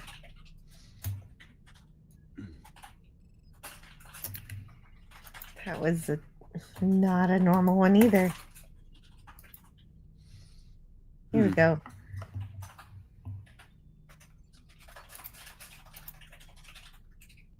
Okay, let's try sci-fi-now.uk.com and see if there's anything. Oh, and the very top one is Section 31. It's not like any Star Trek you've ever seen because it's not Star Trek, Robert Kaczynski. Oh my goodness. I don't want to even talk about Section 31. Oh, but even in real good Star Trek, Section 31 is not a good thing. So it's starting off with off on the bad foot. But I'm scrolling through the other. It would have been far more. News. It would have been more entertaining as if they'd done a series based on the Mirror Mirror episode of the Evil Empire. That might have been actually fun. Oh, okay. Oh yeah. Okay. I'll get you communications after. I'll get you DJ Play Nice says if you'd like my email. Yeah, I'll give PvP your email later. Yeah. Yeah, you guys can talk later. Oh, you have my email, Jill, so you can just forward it to my email. Yes. That should work just great. So for sure. Yeah, I'm happy to have DJ's email. All right, I'm looking at these other. they do. When I look up sci-fi news, I end up getting a lot of horror, and I don't really watch a lot of horror. Oh, if you're on horror, you should have seen that that Daniel Craig movie we started watching on what was it, Tuesday night, I guess, Wednesday Daniel night. Craig. Oh, it was horrible. What Daniel Craig movie? It was some. Well, you haven't obviously seen the video that Gorilla and Larry put up yesterday. Be Yourself Adventures. No, I haven't. So you have to tell me. So Gorilla wanted suggestions for a movie, and I guess it was Monday. Larry started giving him like donations, right? Like little super stickers. And Gorilla said, "Okay, if we get up to like $2.50, I'll watch this movie." And Larry donated throughout the stream until it got up to $2.50. So then Gorilla's like, "Well, I guess we got to watch that." And I guess it was, what was it, Tuesday night, Wednesday, one of those nights. We watched this movie with Daniel Craig that came out. Well, it actually hasn't come out in the theaters yet. It was just made in 2024. It's a film called Queer, based on a William Burroughs novelette, and it was one of the possibly the worst film I ever saw. We got about an hour and 15 minutes into it, and we turned it off. Oh wow, that's not usual. Gorilla usually watches the whole movie, no matter how bad it is. Oh, we were in such pain after just over an hour. If the idea of a movie with Daniel Craig giving somebody fellatio is your cup of tea, that's your movie. It was bad. It was bad. See, usually when you guys watch a bad movie, it's so bad you can make fun of it, but it sounds like this one was just. Well, this was not. Well, I mean, if it's got pornographic scenes in it, it's not good for watching on YouTube anyway. Frontal nudity. You could get nudity. Yeah. No, you could get in trouble in Cosme watching that stuff. So I'm glad Gorilla turned it off. Well, the thing is, we did turn it off basically because the film was just utterly boring. Didn't seem to have any interesting characters or even a storyline that would make any sense. Nothing basically but, sex scenes here and there. And everybody was just so turned off after a while. We were like, please stop this. It was really bad. And Gorilla and Be Yourself went on yesterday. They did like an 18-minute short video. If you want to check it out, it's on both their channels, Jill. And they were basically apologizing because they lost subscribers during the stream. Oh, people unsubscribed because of how bad this movie was. Gorilla and Larry, one of Larry's best friends, messaged him and said she would possibly not be a friend anymore. She was that offended by the film. Wow! Oh my God! Larry said he patched it up. They patched it up. That's good because it's not her. It's not his fault that the movie was awful. She was so offended, I guess, by the content of the film, right? So it was a unique experience because Gorilla gets pretty crazy at times. We have a lot of fun on Gorilla's channel, and he does have a sense. He could be have a raunchy sense of humor, but this was at a different level, right? This was like not fun. It was offensive, downright offensive. So, yeah. Yikes. Yeah. Yikes. Yeah, I know Gorilla likes to explore and watch some crazy things, but that one went too far, apparently. Yeah. Well, Gorilla still jokes with me about the one movie, what was it? Oh, geez, I'm forgetting the title now. It's the Russ Meyer film, and Russ Meyer is kind of famous for, his crazy movies, but most of his movies are actually really good. But I picked one for Cringe Stock that was just crazy, weird. And there's a certain scene. I won't go into it here, but there's a certain scene that Gorilla to this day. Oh, what movie was it? It was Russ Meyer's Up is the title of the film. Okay. And there's lots of nudity in it and lots of crazy stuff. There's a scene with a crazed lumberjack getting cut down with a chainsaw. I mean, that gives you some idea how far out there that movie is. But it's actually, I think, an entertaining film. It's so crazy and over the top that it's almost like watching a live action cartoon at times, right? But Gorilla to this day still ribs me about some of the content, some of the scenes that I made him watch. But I told Gorilla, well, okay. I told him last night, I said, well, Gorilla, it's kind of like you've got a movie that even outdid that one because this Daniel Craig one is far worse. Well, and Old Man Bird says Daniel Craig made an obscene gay movie instead of a normal gay movie. Basically, yeah, that sums it up nicely. Thank you.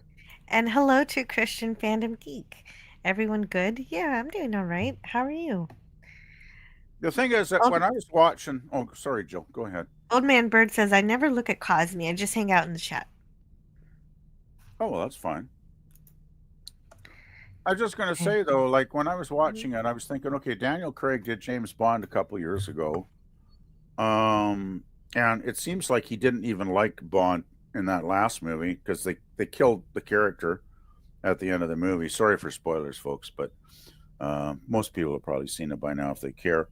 And I'm thinking, like, what's Daniel Craig's politics here? Like, to me, it's like he was trying to make some kind of statement doing this movie because it's so anti-Bond, so against anything Bond would do, right? Yeah, I just started to wonder. Like, I wonder if Daniel Craig's like, far left, got far left political values or something, because it seemed to me like he was trying to make some kind of statement. I don't know. I mean, I don't. Sounds like a bad movie. It just really doesn't sound like a good movie in general. It just doesn't sound entertaining. Well, it doesn't even have to be about politics. It just sounds like not good. It's the title is Queer. If you want to take a look at it, Jill, it's online. I'm sure. I think it's on Amazon. I think Gorilla said. I don't. No, I don't. I think I'll you really don't want to see it. Take my word for it. It's really bad. I'm good. Yeah, it was the only. I can't remember a girl ever turning a movie up before, actually. And we've watched some real weird stuff on his channel. Yeah, no, yeah, it sounds like a good call. Gavin Blackburn says, I'll never watch a new Trek until Klutzman and his influence is gone. It's not real Trek, so you're missing nothing. That's true. That's true. But the problem is, being a Star Trek fan is whenever somebody puts that label on something, even if it turns out not to be Star Trek, which, yes, I agree, everything Kurtzman is not Star Trek. If it's got the label on it, something draws you to it and you're curious about it anyway, even though you know it's going to be terrible, even though your best friend Star Trek is on a series of drugs and is passed out in a ditch, you still love your friend and you still want to check in on him every once in a while. And that's kind of how I feel about watching New Trek. You're not speaking from personal experience, are you, Jill? No. But yeah, it's like, well, for me, Star Trek ended with Enterprise. Yes. Yeah, for a great many people. You know what? One thing that does, I mean, I don't generally care about, fake Trek at all. It doesn't really matter what they do to me. But what bothers me is when I like to watch younger people reacting to stuff on YouTube, right? Because there's some really great channels, like where there's a couple of channels now that they've been doing TOS for quite some time now, and there's some really good reaction channels. Like there's one or two that, well, actually, there's two really good channels doing TOS. I want to say hello to Stortapoopas Cuber. Hello. And they actually watch the show, and they get the show. And they actually do some really good reviews of the episodes after they finish watching the episodes. And yeah, and what about that? Well, I like it when younger people discover something like Star Trek, right? Oh, you like it, but do you have what's the conclusion? Conclusion is it's nice to see younger people discovering a classic series and appreciating it, because there's a couple of channels that actually. They appreciate it as much as we do, Jill. Like, there's one channel. There's a fellow that runs one channel, and he just watched. It was Spectre of the Gun he did last week, which he loved, and then he did the Klingon one, nice. Day of the Dove. He did Day of the Dove the other day, and he just gave both of those episodes just like top review. He loved both of those episodes, and he's like. He was saying, like, when he did the Day of the Dove, he's saying, I like the old school Klingons in TOS. He said, as good as Next Generation, as cool as Worf is, he said, I like the original Klingons in TOS. Well, and that's good that people are watching great Star Trek, and that's usually what I do on my channel. I know next week is going to be Anomaly, where I am going to watch not not the not filth. Star Trek. Yeah, I'm going to watch The Filth on Wednesday, but don't worry because I'm going to immediately switch. Clean it up on Friday. We're going to watch yesterday's Enterprise next Friday to Next make up Friday. for Oh. to Well, make I'll up have to see for it. watching I'll The have to Filth see. on Wednesday. I'll have to see if I can pencil that in then, because I do like that episode a lot. Mm. Anyway, I was just Canadian Spider-Man says, "Hey folks, could you please do Jill a big favor and hit the like and subscribe buttons? They're free and really help grow this channel." Nim nim nim nim says, "If you want some feminist kung fu in space, then Section 31 might be just what you need." I don't I don't have anything against kung fu in general, but if it's not a good story, then what's kung fu going to do for you? Well, I like it in The Matrix. Anyway, I got kind of sidetracked. I just wanted to say what bothers me with some of these Thank you. reactors. That's what I wanted. With some of these reactors, though, they'll watch something like one of the the Abrams films, like the first. They'll be their first experience with Star Trek, right? They'll watch like the Abrams films. They'll watch something like Into Darkness or one of those disasters, and they'll actually enjoy it because they think that's real Star Trek. Because they don't know any better, right? Oh yeah, That they're really, just misinformed. Well, because they're not watching. Did they watch it in order? Did they start with TOS? yeah, they started with some of these people just watch like the JJ movies, right? Oh, they watched. Oh, that's true. A And younger they won't person watch. sometimes Go ahead. their first Star Trek, Their first Star some Trek. people was the JJ movies, and that's disturbing. And they think that's what Star Trek actually is. They don't know anything about TOS, TNG, all the other great classic series. They don't even probably even know those exist, I'm guessing. And they just think I guess it's just the idea that even though Kurtzman and JJ isn't Star Trek, if it gets people to look in the direction of real Star Trek, then it's done something, I guess. Well, if it does, but I'm dubious, right? Because let's face it, even if they're watching the JJ movies, what are the chances they're going to go back and watch a show from 1966? Well, you just said those reviewers do. Oh, the reviewers do. There are some exceptions.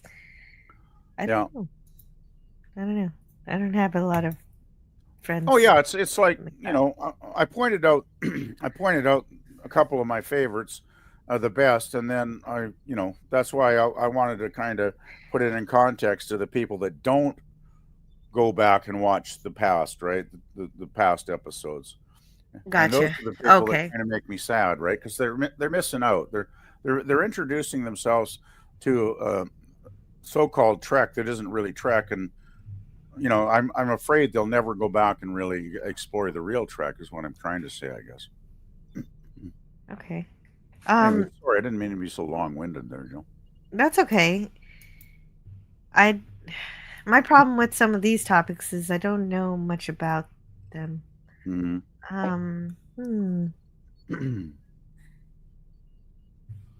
Well, any other topic? Let me try to put. I'm looking for another one. Sentai Ranger Donnie is here though. In the meanwhile, hello, Anti-Derivative Joe PvP, and all. I hope everyone is well this afternoon or this morning in your case. Yeah, that's good. Yeah. Oh, there was one thing. Alien Romulus director Fede Alvarez says response to a rumor that Sigourney Weaver will return as Ripley. And let's see. I don't think I want to see that actually. I mean, I don't know about you, Joe, but I've had enough alien movies to last a lifetime, really. Because the franchise has been so watered down over the years, has it not? Oh, he said the rumor is false. Oh, good. So there you go. You got some good news. I don't really want to see Grandmother Ripley anyway, if you know what I mean, right? Because she must Oh, be. they said. Well, the rumor was that they were gonna use AI to de-age her or whatever. I don't know. Okay. Which is also I some have kind of mixed feelings. de-aging Yeah, I have mixed feelings. technology. I mean, I actually saw the last Indiana Jones movie, and I was one of those weird people that actually kind of enjoyed it. I didn't think it was as bad as a lot of people said it was. And the de-aging actually on Harrison Ford, in my eyes, looked really good when I saw it in the theater, right? Like, I was actually convinced it was a young version of Harrison Ford again. And so it was, when they do it well, it can really work, right? Well, you saw that one. I haven't seen the latest Indiana Jones. Okay, it's actually, I didn't think it was as Dial bad. of Destiny. I mean, I don't think it's a perfect movie by any means, but I wasn't offended by it or anything. I thought it was good, basically. You know, I might see it eventually, and I'll have a conversation with you about it then. That would be fun, yeah. So Sentai Ranger Donnie is ever the positive. He always looks for the best in everything.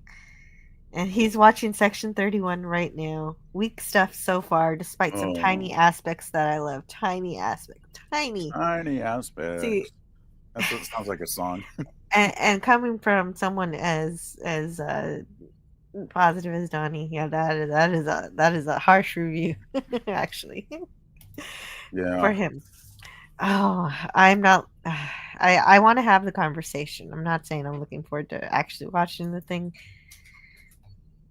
What do you? Yeah, and is curious about what those tiny aspects are. Donnie, what do you like about it? Old Man Bird says, I'm required to say by contract, horny for Sigourney. Oh, that's an important contract to uphold.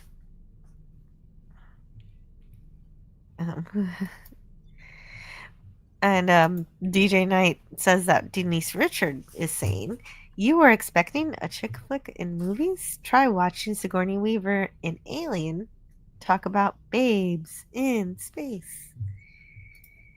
Gavin Blackburn says Ridley Scott gave us Alien, then took it away from us. But we can still go back and watch Alien and Aliens, and then don't watch anymore. Well, what I've heard about, like Prometheus, I never watched that movie because it just sounded so damned awful. I gotta say, it's like, talk about deconstructing a great franchise. Yeah, I get Prometheus mixed up with the other one. I don't remember which one I watched. I never saw Prometheus, but I heard enough negative reviews to avoid it. Oh, Donnie says the opening logo is Michelle Yeoh is reprising her role as Emperor Giorgio. Casey Rolls' performance as Rachel Garrett, and the score by Jeff Russo. The rest is weak. And yes, that is something Donnie also often says. If something's terrible, he says, I liked the soundtrack. Right. It had great costume design. It probably didn't. This one probably didn't even have that because I've seen the trailer. Okay, I'm just posting in the private chat because that's where I can post it. I'm just going to post those two channels that I think really do a good job on reviewing classic Trek. Like, they're very thoughtful, really good reactors, and I watch them every week because I really do like their channels. So I'm just going to post that for you, Jill. Okay, you can do that. Like to check it out, I think you would enjoy. I really do think you would enjoy them. It's kind of a lot of fun, rewatching those classic episodes with somebody that's seeing it for the first time. It's almost like seeing it again myself for the first time, because I'm watching them. I'll let you know if I ever get into that. I'm not interested right now. Anyway, there's in the private chat. If you want to post them in the public chat, it's your choice. Okay. Gavin Blackburn says, like Red Letter Media said, what's it like to have lived long enough to see all your favorite franchises go down in flames? It's not flames. fun, I'll tell you that. No, it's awful. I'd I'd like to have some hope for the future, and the only hope is right now is that contract does not get renewed, and um, that's all I can hope for right now. The thing is, even Johnny, if well, go ahead, yeah, Jill. I didn't mean to interrupt. no, it's okay. No, I was just going to say, even if our our hopes and dreams come true, and the contract dies and Kurtzman leaves, and Skydance can do whatever it wants to do with rejuvenating Star Trek. I don't know. I mean, it's even then it's a long haul back to greatness, if you know what I mean, because you know obviously we don't have great actors like Nimoy or DeForest Kelly around anymore. And Shatner's, as great as he is, he's basically, old now. He ain't going to, be doing new Star Trek anytime soon, probably. So it's like they'd have to find an amazing cast that really clicked. Like, I mean, the chemistry still, when I watch TOS, to me, that's always going to be my favorite Star Trek because the chemistry is just so perfect in that show between all the characters, right? Like, it's amazing. Like, talk about, luck, right? Like, when they cast that show and got that group of actors together, it was like some kind of phenomenal magic that happened because those actors worked so well together, even though you hear about the behind the scenes stuff where maybe people didn't get along, but it never showed on screen in the episodes. And I just think it's going to be a tall order to ever come up to the level of original Trek again. Like, I hope it could happen. And oh, by the way, and they'd have to get fabulous. I hope they get like sci-fi writers or people that actually understand the genre to write the scripts too, right? well, and that's the key is finding a good crew.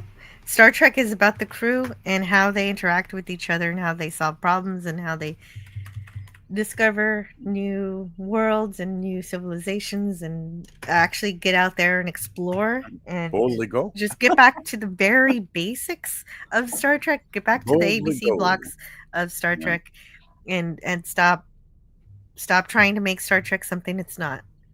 And there's potential there for it. And yes, everybody, we've lost most people from the original series, but we still have lots of people from 90s era, Berman era Star Trek, and they learned a bit from Gene Roddenberry. So that's our connection to the past is the 90s Star Trek. And so basically we just have to say, hire all of those people and say, okay, who's, but the problem is they're working on other stuff because they're not making Star Trek because Paramount's not making Star Trek. They got busy. Brandon Braga and is working on the Orville, and David A. Goodman's working on the Orville, and there are a lot of Star Trek creators working on the Orville, or we have Ronald D. Moore who's working on For All Mankind. So we'd have to convince them to come help save Star Trek. Yeah, that's the problem. It's like, and the Orville just got greenlit for another season, did it not, Jill? It did, but I have not seen production. I know I would see it if I start. I need to see a production image. I want to see that season 4 is being filmed. I need that confirmation. Right. Let's see. Yeah. Let's see. Is there any Orville news? Let's find out. Oh yeah, that's good idea. But yeah, it's like since the creative talent is kind of doing other projects, it's going to be hard to get some of the original. Yeah, we gotta get the band together. It exists. It exists, but they're busy. Today, when the band came out to play. That's the Sgt. Pepper reference, by the way. Yeah, it's funny how people use references that they don't understand the origin of. PvP at PvP says, did you watch Indiana Jones 5 sober, dude? It's hot garbage with the rotten fish heads in it.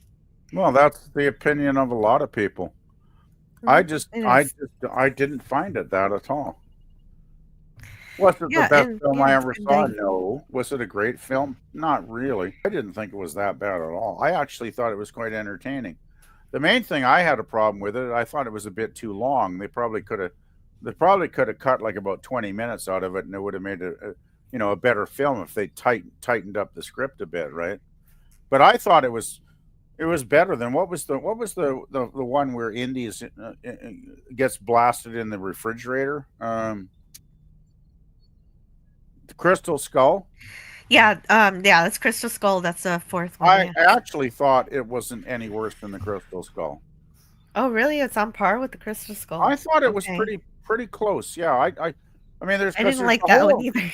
well, there's a whole sequence like in the first 20 minutes that I really enjoyed.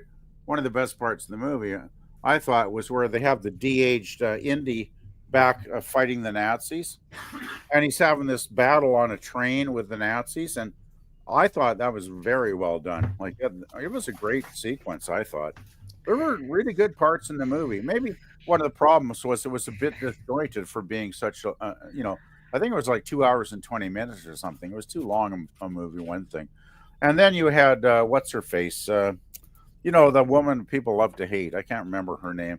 The As woman people love to hate. yeah, as Indy's partner.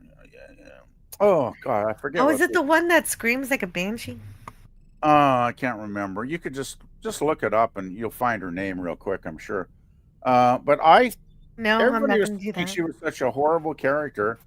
And once again, I watched the movie and she didn't maybe add a lot to the film, but I didn't find she detracted from it either. Like I thought she was a decent sidekick for Indy in the film personally. She didn't bother me at all, really. So it's like, well, I guess it's the whole thing though. Like 10 people can watch a movie and they can have Oh, different experiences, right?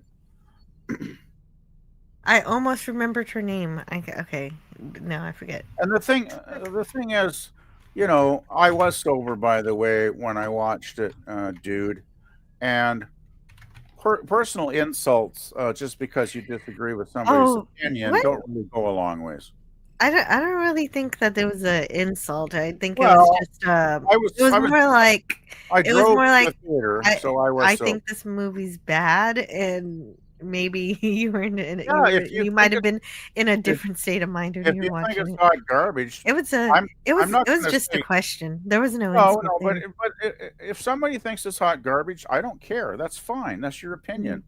But implying that I must have been drunk when I saw the movie because no, obviously no sober person could appreciate it. Well, I disagree. Okay, that's all I Well, have. but they didn't specifically state that you were under the Well, they influence. They asked. asked you if you were. So they skirted. They're that's skirting the line Okay, of saying you were. that's like I don't know, passive aggressive or something. Then So no, it's fine. Um, anyway, I got to step away for a uh, second. yeah, go ahead. Yeah.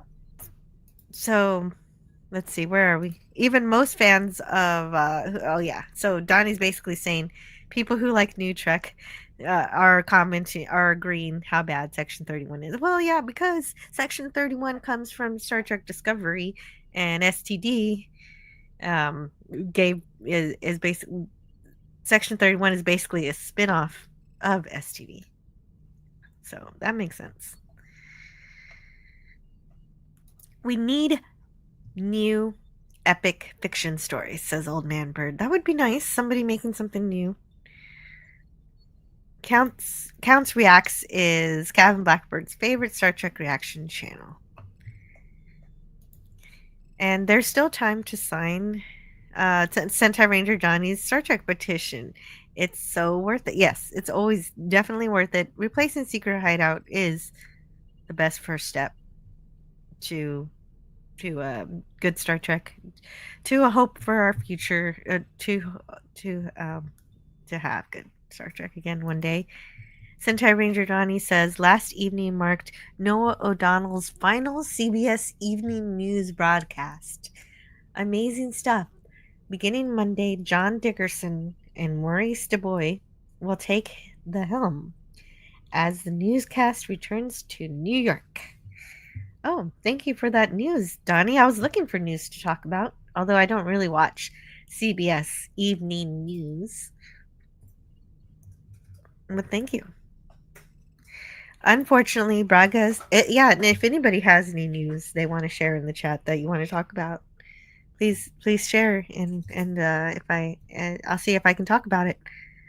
James Caserta says, unfortunately, Braga sold out to pure evil. Okay, I don't know about that or what that means, but lots of people in Hollywood have done that. If I don't care what politics they have, if they can make something entertaining, I'm there.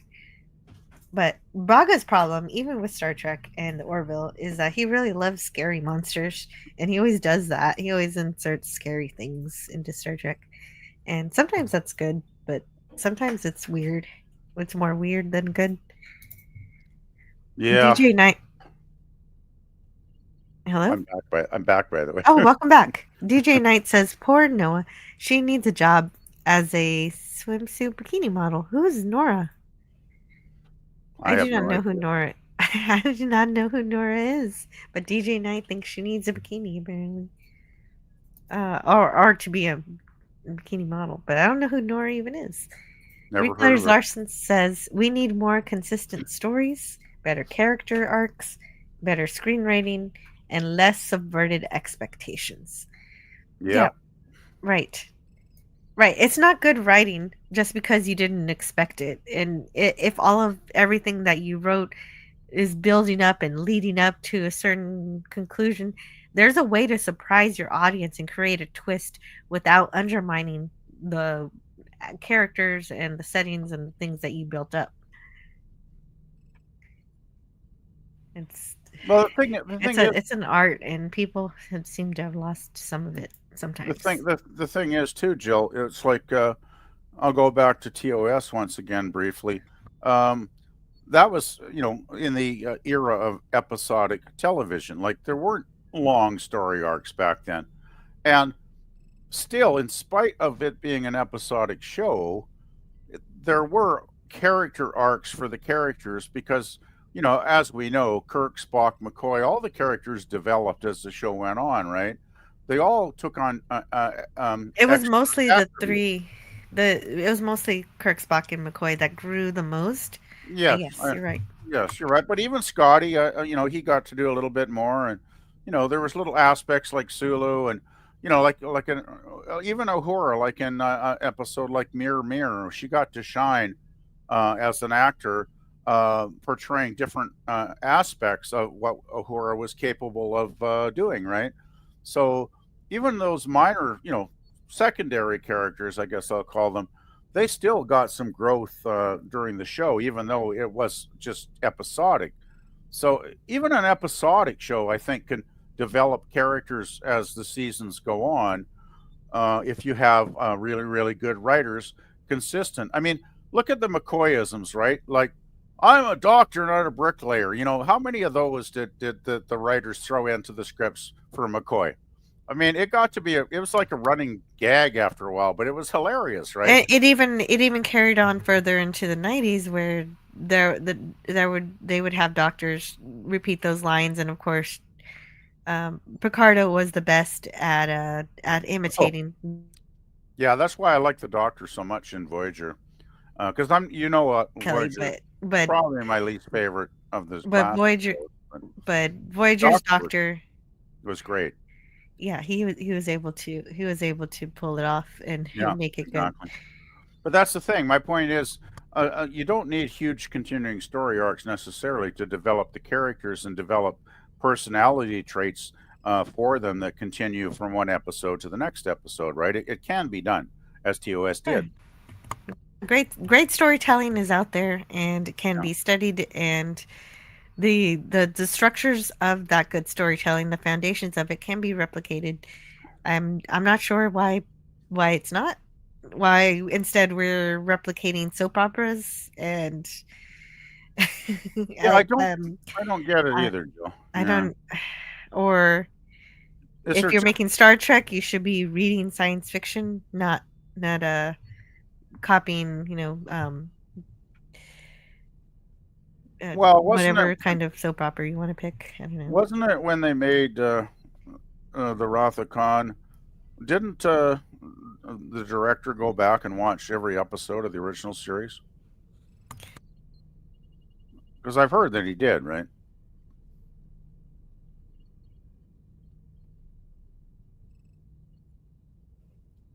Oh yeah, the producer for Star Trek: The Wrath to Khan. Did they not go back and research the original series like quite in depth to know and understand the material they were actually working with when they made the film? I believe they did. Yeah, Harv Bennett. Harv Bennett, I think, is the one who watched. Was it Star Bennett? Trek. Okay. I think so. Let's see. Because I mean, he wasn't familiar with the show at all, and then I guess to get the movie correct, he went back and did his homework, right? And it shows on screen because I know probably Voyage Home is your favorite, I believe. Yes, that's my favorite. To me, Khan is my favorite. Though I think both films are great, but I always have a soft spot for Wrath of Khan because when I saw it in the theater, I still remember. I think I saw it 3 or 4 times. Yes, I was right. Okay, so I looked it up just to make sure. But Bennett? yes, I thought it was Harv Bennett, and it's right. Yeah, he watched all 79 episodes in a projection room at Paramount, and he was drawn to Space Seed, and so that's how that happened. But that shows you the dedication of an actual, not just a producer, but a producer that's an actual artist that cares about the quality of the material and goes back, does his research. I mean, 79 hours in a row. Wow, I don't even know if I could do that, to be honest, Jill. Like, that's a lot of hours. That is that. Well, he's getting paid for it. He's getting paid to do a good job, and he did. Yeah, he decided to do a good job producing Star Trek, and then he found someone to write it. And the Nicholas Meyer didn't go and watch all the episodes, but he still did a good job. Oh, I obviously thought he did a great job of directing that. Yeah. I mean, let's walk back to the chat just a little bit, and we can get back to that in a minute. Nim says Phoebe Waller-Bridge is a massive toxic bitch queen of Angmar. Yeah, that was the actress that co-starred in the Harrison Ford indie movie. Yes, and I didn't find her character was that annoying. Like I was expecting to go in and cringe every time she was on screen, but I didn't. She was not the best character by far I've ever watched, but I didn't find her awful in any particular way, right? She was basically just a sidekick in the film, and just a basic indie sidekick. That's all I thought when I watched it. So, though people do hate her from a lot of other projects, right? So there's that legacy. She's been associated with garbage, and that's why a lot of people probably hated the film before they even saw it, right? Yeah, exactly. Christian Fandom Geek says, give me good stories with natural diversity appropriate to the genre. Yeah, exactly. We've always, everybody appreciates actual diversity. The problem is when you demonize others in order to elevate others, and that's when things become woke. Like, there's nothing woke about diversity. That's a lie that they want you to believe. It's so weird. Yeah, I agree. It's annoying when they call TOS woke. TOS was never woke. No, it was no.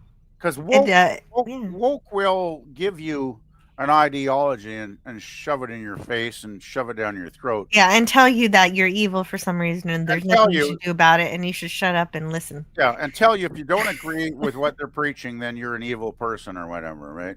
Yeah, exactly. And that's not what Star Trek does. TOS, the original show, would always give you challenging ideas and, do topics like the Vietnam War in a sci-fi setting or whatever, but it would never tell you how to think, right? Right. Well, actually, it tells you how to think, not what to think. You got it backwards there. And in terms of like how to conceive of the idea, and then it gives you different perspectives on that idea. and then it's up to you to make your decision.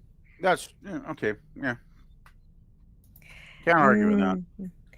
Says maybe consider some sci-fi that hasn't been turned into movies yet. Can you think of any? All I've got is Stainless Steel Rat, Harry Harrison, and 2080 comic book ones like ABC Warriors. Well, Jill, I sent you a link to a website long ago of the Magnus the Robot Fighter comic books. You probably don't even remember. Magnus the Robot, what? Magnus the Robot Fighter. Okay. And go back to it's the 1960s comics I'm referencing, because there were other companies that took on the title years later, which I have not read, and they didn't look as interesting to me. But the original 1960s run of Magnus, I used to have pretty much most of the copies of that. I think there were like 60 issues that came out in the 60s. Absolutely fantastic story. Basically, Magnus was a human. As a baby, he was raised by A1, a robot, and A1 trained him to actually fight robots. And Magnus could destroy robots with his bare hands, because he had it was like he could break steel with his hands, right? Because he had been so well trained from being an infant. A1 had trained him all his life. And then the first issue starts with Magnus is somewhere in his 20s or whatever. A1 drops him off in the city, which is North Am, I think is the name of the city. And basically, the entire continent of North America is one large city at that point, right? And you have the robots basically have taken over and are controlling everybody. And Magnus is there trying to defend humanity and try and get freedom back for the population, because there's a whole subclass of people that live in the lower depths of the cities, because the cities are multi-layered by then, right? There's so many people. It's a really great comic. It's really good. And that would be, if I could have one idea that became a franchise, like either a TV series or a movie, that would be my number one pick, would be Magnus Robot Fighter 4000 AD. Because Russ Manning's art too, by the way. I love Russ Manning was the artist. And I think he wrote a lot of the stories as well. His art, I think, is really great. I love his robot designs. I've never seen cooler robots than what Russ Manning came up with in this comic book series. And he often had a very cinematic style, like he have like vast cityscapes, and it's very cinematic when I read the comic books. Still, when I look at them, I think it would translate into an awesome TV show or movie. Yeah. And Magnus is such a cool. It's a cool idea. Yeah, definitely. And Magnus, he looks like your classic superhero type with a simple but very effective costume that he has, and I just love this. One of my favorite comic books of all time. It's kind of like a scant. It looks like from TNG, but without any sleeves and a belt. Yeah. But I love it looks like the robots have already taken over, and so they've the humans have got to rebel. Well, I think in the early stories, there's a robot controlling everything in the North Am city, and his name is H8, like H and then an 8.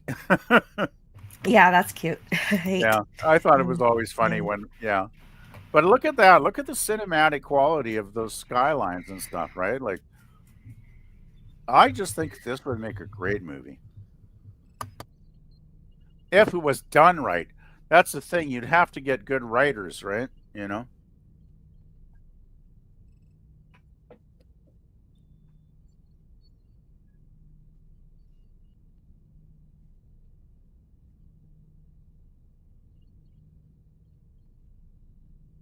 But yeah, I've always wondered why nobody ever bought the rights to this.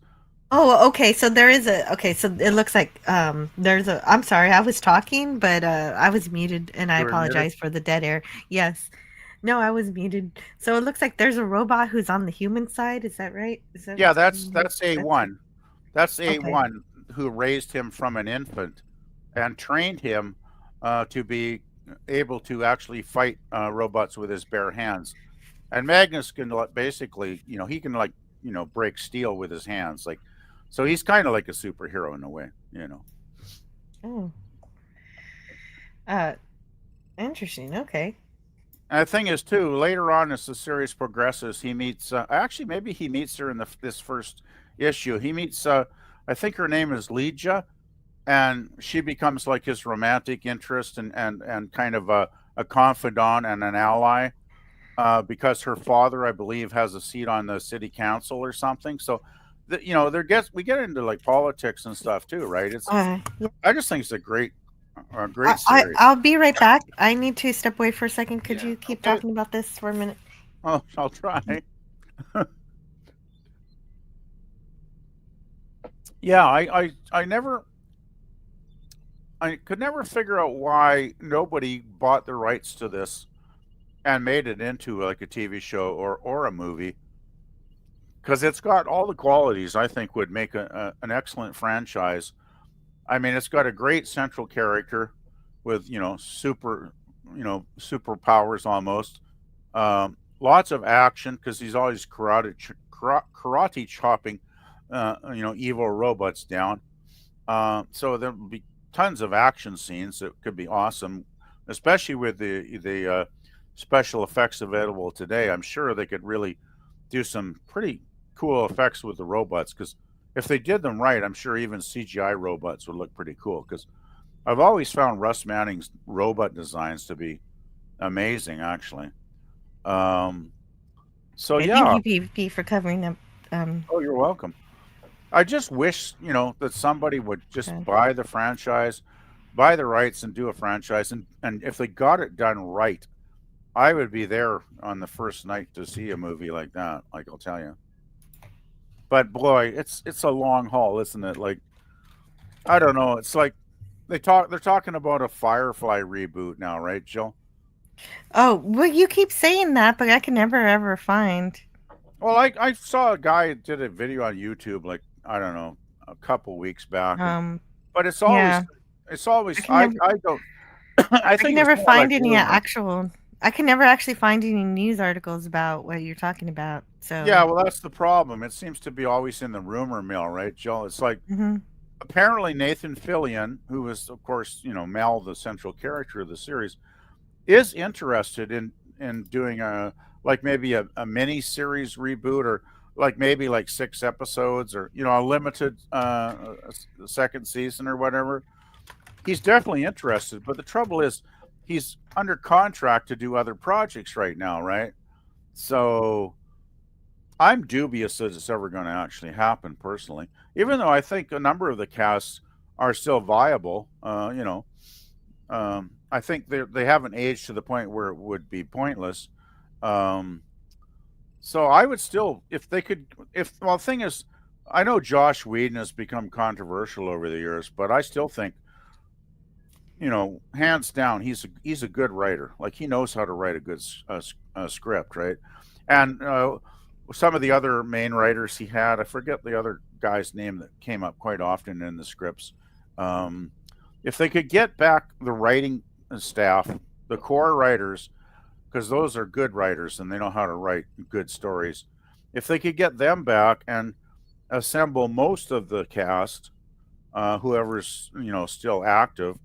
I mean, of course, obviously, we're not going to get Book back because then he is deceased now. But I still think it could be a workable, if they did like a 6 episode run, and tied up some of the loose ends. Because I as much as I like the Serenity movie, I didn't totally find it satisfying. Because I still think there were things left hanging, right? Like, well, like an Honora and Mel, like there was obviously a relationship there, right? Because Mel was always, he could be so rude to her, but obviously I got the feeling they were romantic in the past, like before the show started, because there was kind of almost there was almost a jealousy with Mel. Like, as much as he liked her, he couldn't admit it because he didn't agree with her line of work, so to speak, if that makes any sense. Um, but that never really got explored. Even in the movie, it pretty much got overlooked, right? So that's one aspect I could see being a plot line that could be filled in, so to speak. Hmm. Yeah, it's just okay. So Well, yeah, are you a so I guess Firefly but fan, it's Jill? just I've watched it once through, so I don't know the lore quite as well as you do, so I can't really speak on it. But it Mm. just you're yeah, I don't know where these rumors come from or where I could find them, but I sometimes I think guess maybe it's wishful thinking, it could Uh, that could just be what it is, and everybody just wishes together yeah. and thinks if they wish really hard, it'll happen. Yeah. Gosh, it's just I remember when I grew up in the 60s and 70s, everything, the media, the culture of the media was so good, right? There were so many good shows, so many good movies, music, everything was like just going on all cylinders, like 100%, right? And now when I look around and I look at the culture around me, I'm like, Jesus, what happened? There's still some good stuff out there, but it's you Oh got to yeah, look for it. exactly. You got to look for it. Yeah. And so Donnie says, now this stream is way better than the Section 31 movie. I Oh stand yeah. with those who are disappointed in that Paramount original movie. You got Speaking that of right. P Plus, I'm about to watch a new NFL Slime Time, and that's what keeps Paramount Plus going. The sports. Wish all remakes away to the cornfield. Oh yes, we haven't gotten to that Twilight Zone episode just yet. Watcher X is here. Hello, Watcher X. I wish someone would adopt Rivets and Sprockets, robot books by Alexander Key. Some of his books have been adapted by Disney, like Escape to Witch Mountain films. Oh, okay, so yeah, that would be cool. But I don't know how cool because I never read these books. I've got to check them out. Rivets Oh, and Sprockets by Alexander Key. I'll put that on my reading list. speaking of things you got to search for to find good stuff, I just put another thing in the private chat for you there, Jill. It's it's a link to the one of the channels on YouTube for a group called the Handsome Family. They're basically a husband and wife duo. He plays guitar, she plays the banjo, and they're really excellent. Like they got a lot of really, but they're very quirky, right? They got a lot of weird, really kind of weird, quirky songs, but they're really good musicians and excellent tunes. I love some of their music. They got quite a few albums because they've been going since like 1993. So you should check them out sometime because they're really fun to listen to. And a lot of their, there's kind of a wry sense of humor going through some of the songs, and they're Oh, kind of okay. fun and entertaining. And I think you Well, might like them a thanks lot. for the recommendation. Well, they're kind of like Americana. They're kind of like country, but they got some pop and rock elements in there mixed in too. So yeah, they're very entertaining. I recommend them highly. Mm. All right. Let's see. Yeah, and I got through all the chats, so actually, we're getting pretty close to 2 o'clock. That's as much of a live stream as I need. It's So I think time we'll to wrap wrap. it up in 8 minutes. In about 8 minutes, we'll start wrapping it up. Sure. So we've got 8 minutes to go. As Grilla would say, wrap it up like on prom night. Oh, wrap it up like a present. I don't need to. Well, I guess there's nothing wrong with the I ain't gorilla gonna statement comment on that, Joe. Like a present. I well, That's when funny. you connect it, well, it's as long as well, I guess at least Gorilla's promoting safe practices. That's right. It's safety first, right? Mm. So I don't know anything you look forward to, or are you watching anything besides YouTube videos? I don't need to like besides Uh, YouTube channels. well, besides YouTube, no, not really. Actually, thing is, I don't have a TV right now because I got the old TV hauled away like 2 months ago because it was an old a CTR, like a big, like 500-pound, old obsolete thing. And so I got that hauled away because my cousin gifted me a widescreen TV that I have in the other room. It's still in the box that he used to use, and he's going to come over one of these days and help me set it up. Oh, Because that's right. You've had that like for over a month now. I've had that TV sitting there for probably over a year now. It's sad, but that's my life, Okay. Jill. There's always something going on where a lot of things just get on the Well, back you burner. do watch a lot of YouTube. You can look up how to do it and learn how to That's true. learn something new. I got to learn how to get that back car seat down first. Yeah. Okay. Well, make a list. Make a list of the things you want to do. My and, problem when check what them I do when I make a list though, I make the list, Jill, and then I forget where I put the list. out. Get a magnet and put it on your refrigerator, and then make the list. Good there. idea. Good idea. Yeah. See, we're There solving you go. problems here. Yes. Says, if I had any confidence in script writing or character building, I would love to see a remake of Blake 7 or something in that universe. However, they would 100% F it up. So I'm glad they left it alone. Yeah, Well, that's the I've only seen a problem, few yeah. episodes of Blake 7, but I really like those few episodes. Eventually, I'll go back and watch the rest. Yeah, I only saw the first couple, and I agree. I really enjoyed them too, Jill.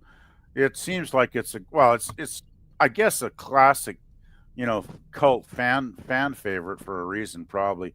And the first couple were excellent, even in spite of the low BBC production values or whatever back then, right? But it still worked because the writing was so good, and the characters were so, well rounded that it was like just you started watching it, and I was just sucked into the storyline right away in the first episode, right? So yeah, I got to watch the rest of those too. Yeah, same here. Old Man Bird, thank you so much for the 199 super chat. Have a frolicking Friday, Anti-Derivative Jill. Thank you so much. Thanks for the support. And I will play you a round of applause from Scotty. Scotty, in Argelia they use the lights. Now, no one has to tell an old Aberdeen pub crawler how to applaud, Captain.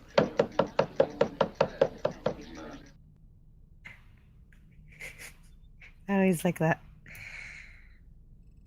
But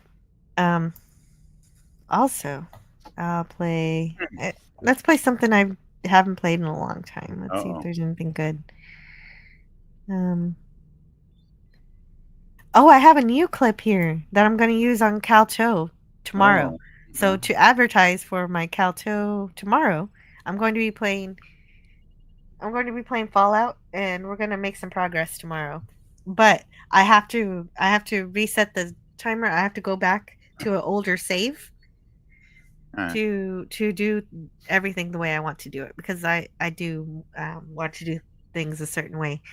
Mm-hmm. And so, in order to get back to that time, Scotty said that I have to do a Q snap to reverse, to go back to an old save of the game.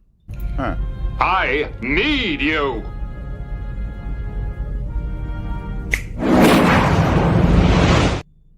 And so I'm going to use that to go back. That's one of my favorite episodes of TNG.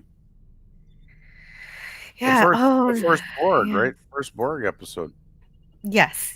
That's when. That's Q when Q decided that the Enterprise shouldn't be out here exploring. They should go back home, and so he wanted to show them how they're not prepared for any of this, and so he did that. He introduced them to the Borg. The thing I love about that episode too is the Borg were terrifying back then. Yeah, the Borg were terrifying at first, definitely, because they didn't have. They really did seem like an amorphous structure and uncaring, and they were more. There was no way to personify them. They were that entity of terror, definitely. Well, you couldn't reason with them because they didn't want to reason with you. Right. You were not even worth being on their radar. They just needed your technology and your bodies, and well, I think not your bodies Yeah. in this episode. I think they do that later. Well, the thing is basically at that point in this show, we were basically a commodity to the Borg and nothing more, right? Yeah. They just wanted the technology at first. They didn't care we were sentient beings. They didn't care that we had our own lives. They just wanted our technology, and they wanted us to serve them, basically. Yep. Nim says Clobby loved Blake 7. Rest in peace. Yes, rest in peace, Clobby. I miss him all the time. Death Claw lives matter. Yes. Yes, they do. I haven't killed a Death Claw yet in my playthrough of Fallout. So we'll see. We'll see. Maybe tomorrow. I plan to make it to Necropolis tomorrow, if anyone knows what I'm talking about. And that's going to be fun. What started the Borg, I wonder? Yeah, lots of people theorize that it was V'ger from the motion picture, but I don't think that's true. But that's one of the theories. I don't know. Or some people think it has to do with the Doomsday Machine. There's a lot of ideas on that. I think maybe it's better that their origin remains a mystery in a way, though. Because I think I think there's something to be said for mystery with characters, right? Rad Scorpion lives matter. Oh yeah, I've killed lots of Rad Scorpions already.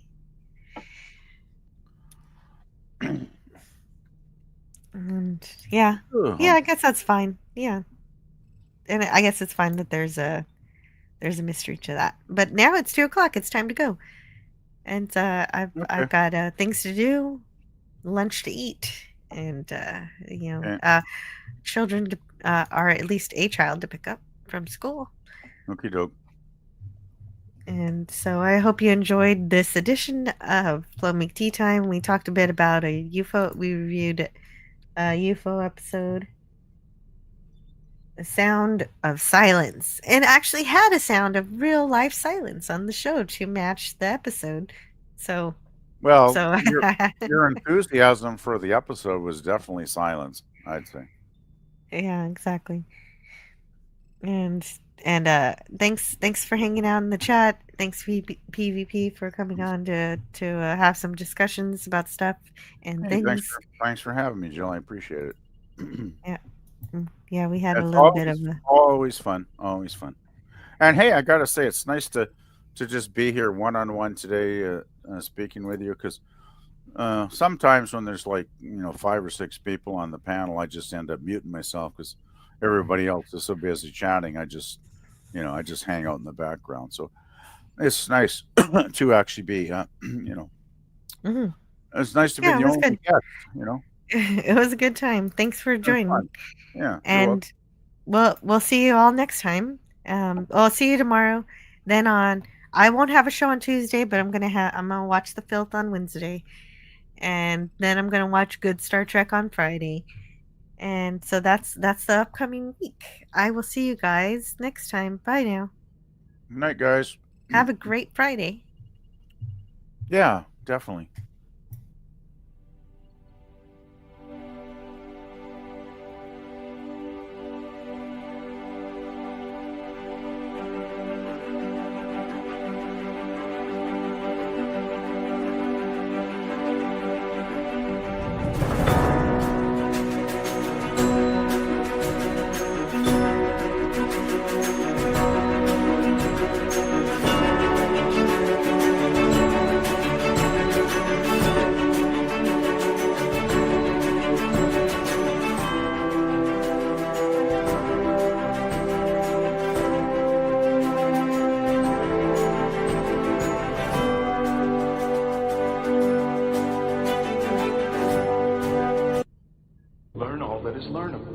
And the ways our differences combine to create meaning and beauty. It has always been easier to destroy than to create. May we together become greater than the sum of both of us. Well, now you have something new to think about. Carry on. All right, move along. Done. Stop it. Get off of the things. Go outside. Get some food. It's like, you know, it's a time of day where you live. Go do something. Shut up, Snoopy. I don't care. You smoke too much. Let's go. Let's go adventure. Let's go explore. Don't be mean. We don't have to be mean. Because, remember, no matter where you go, there you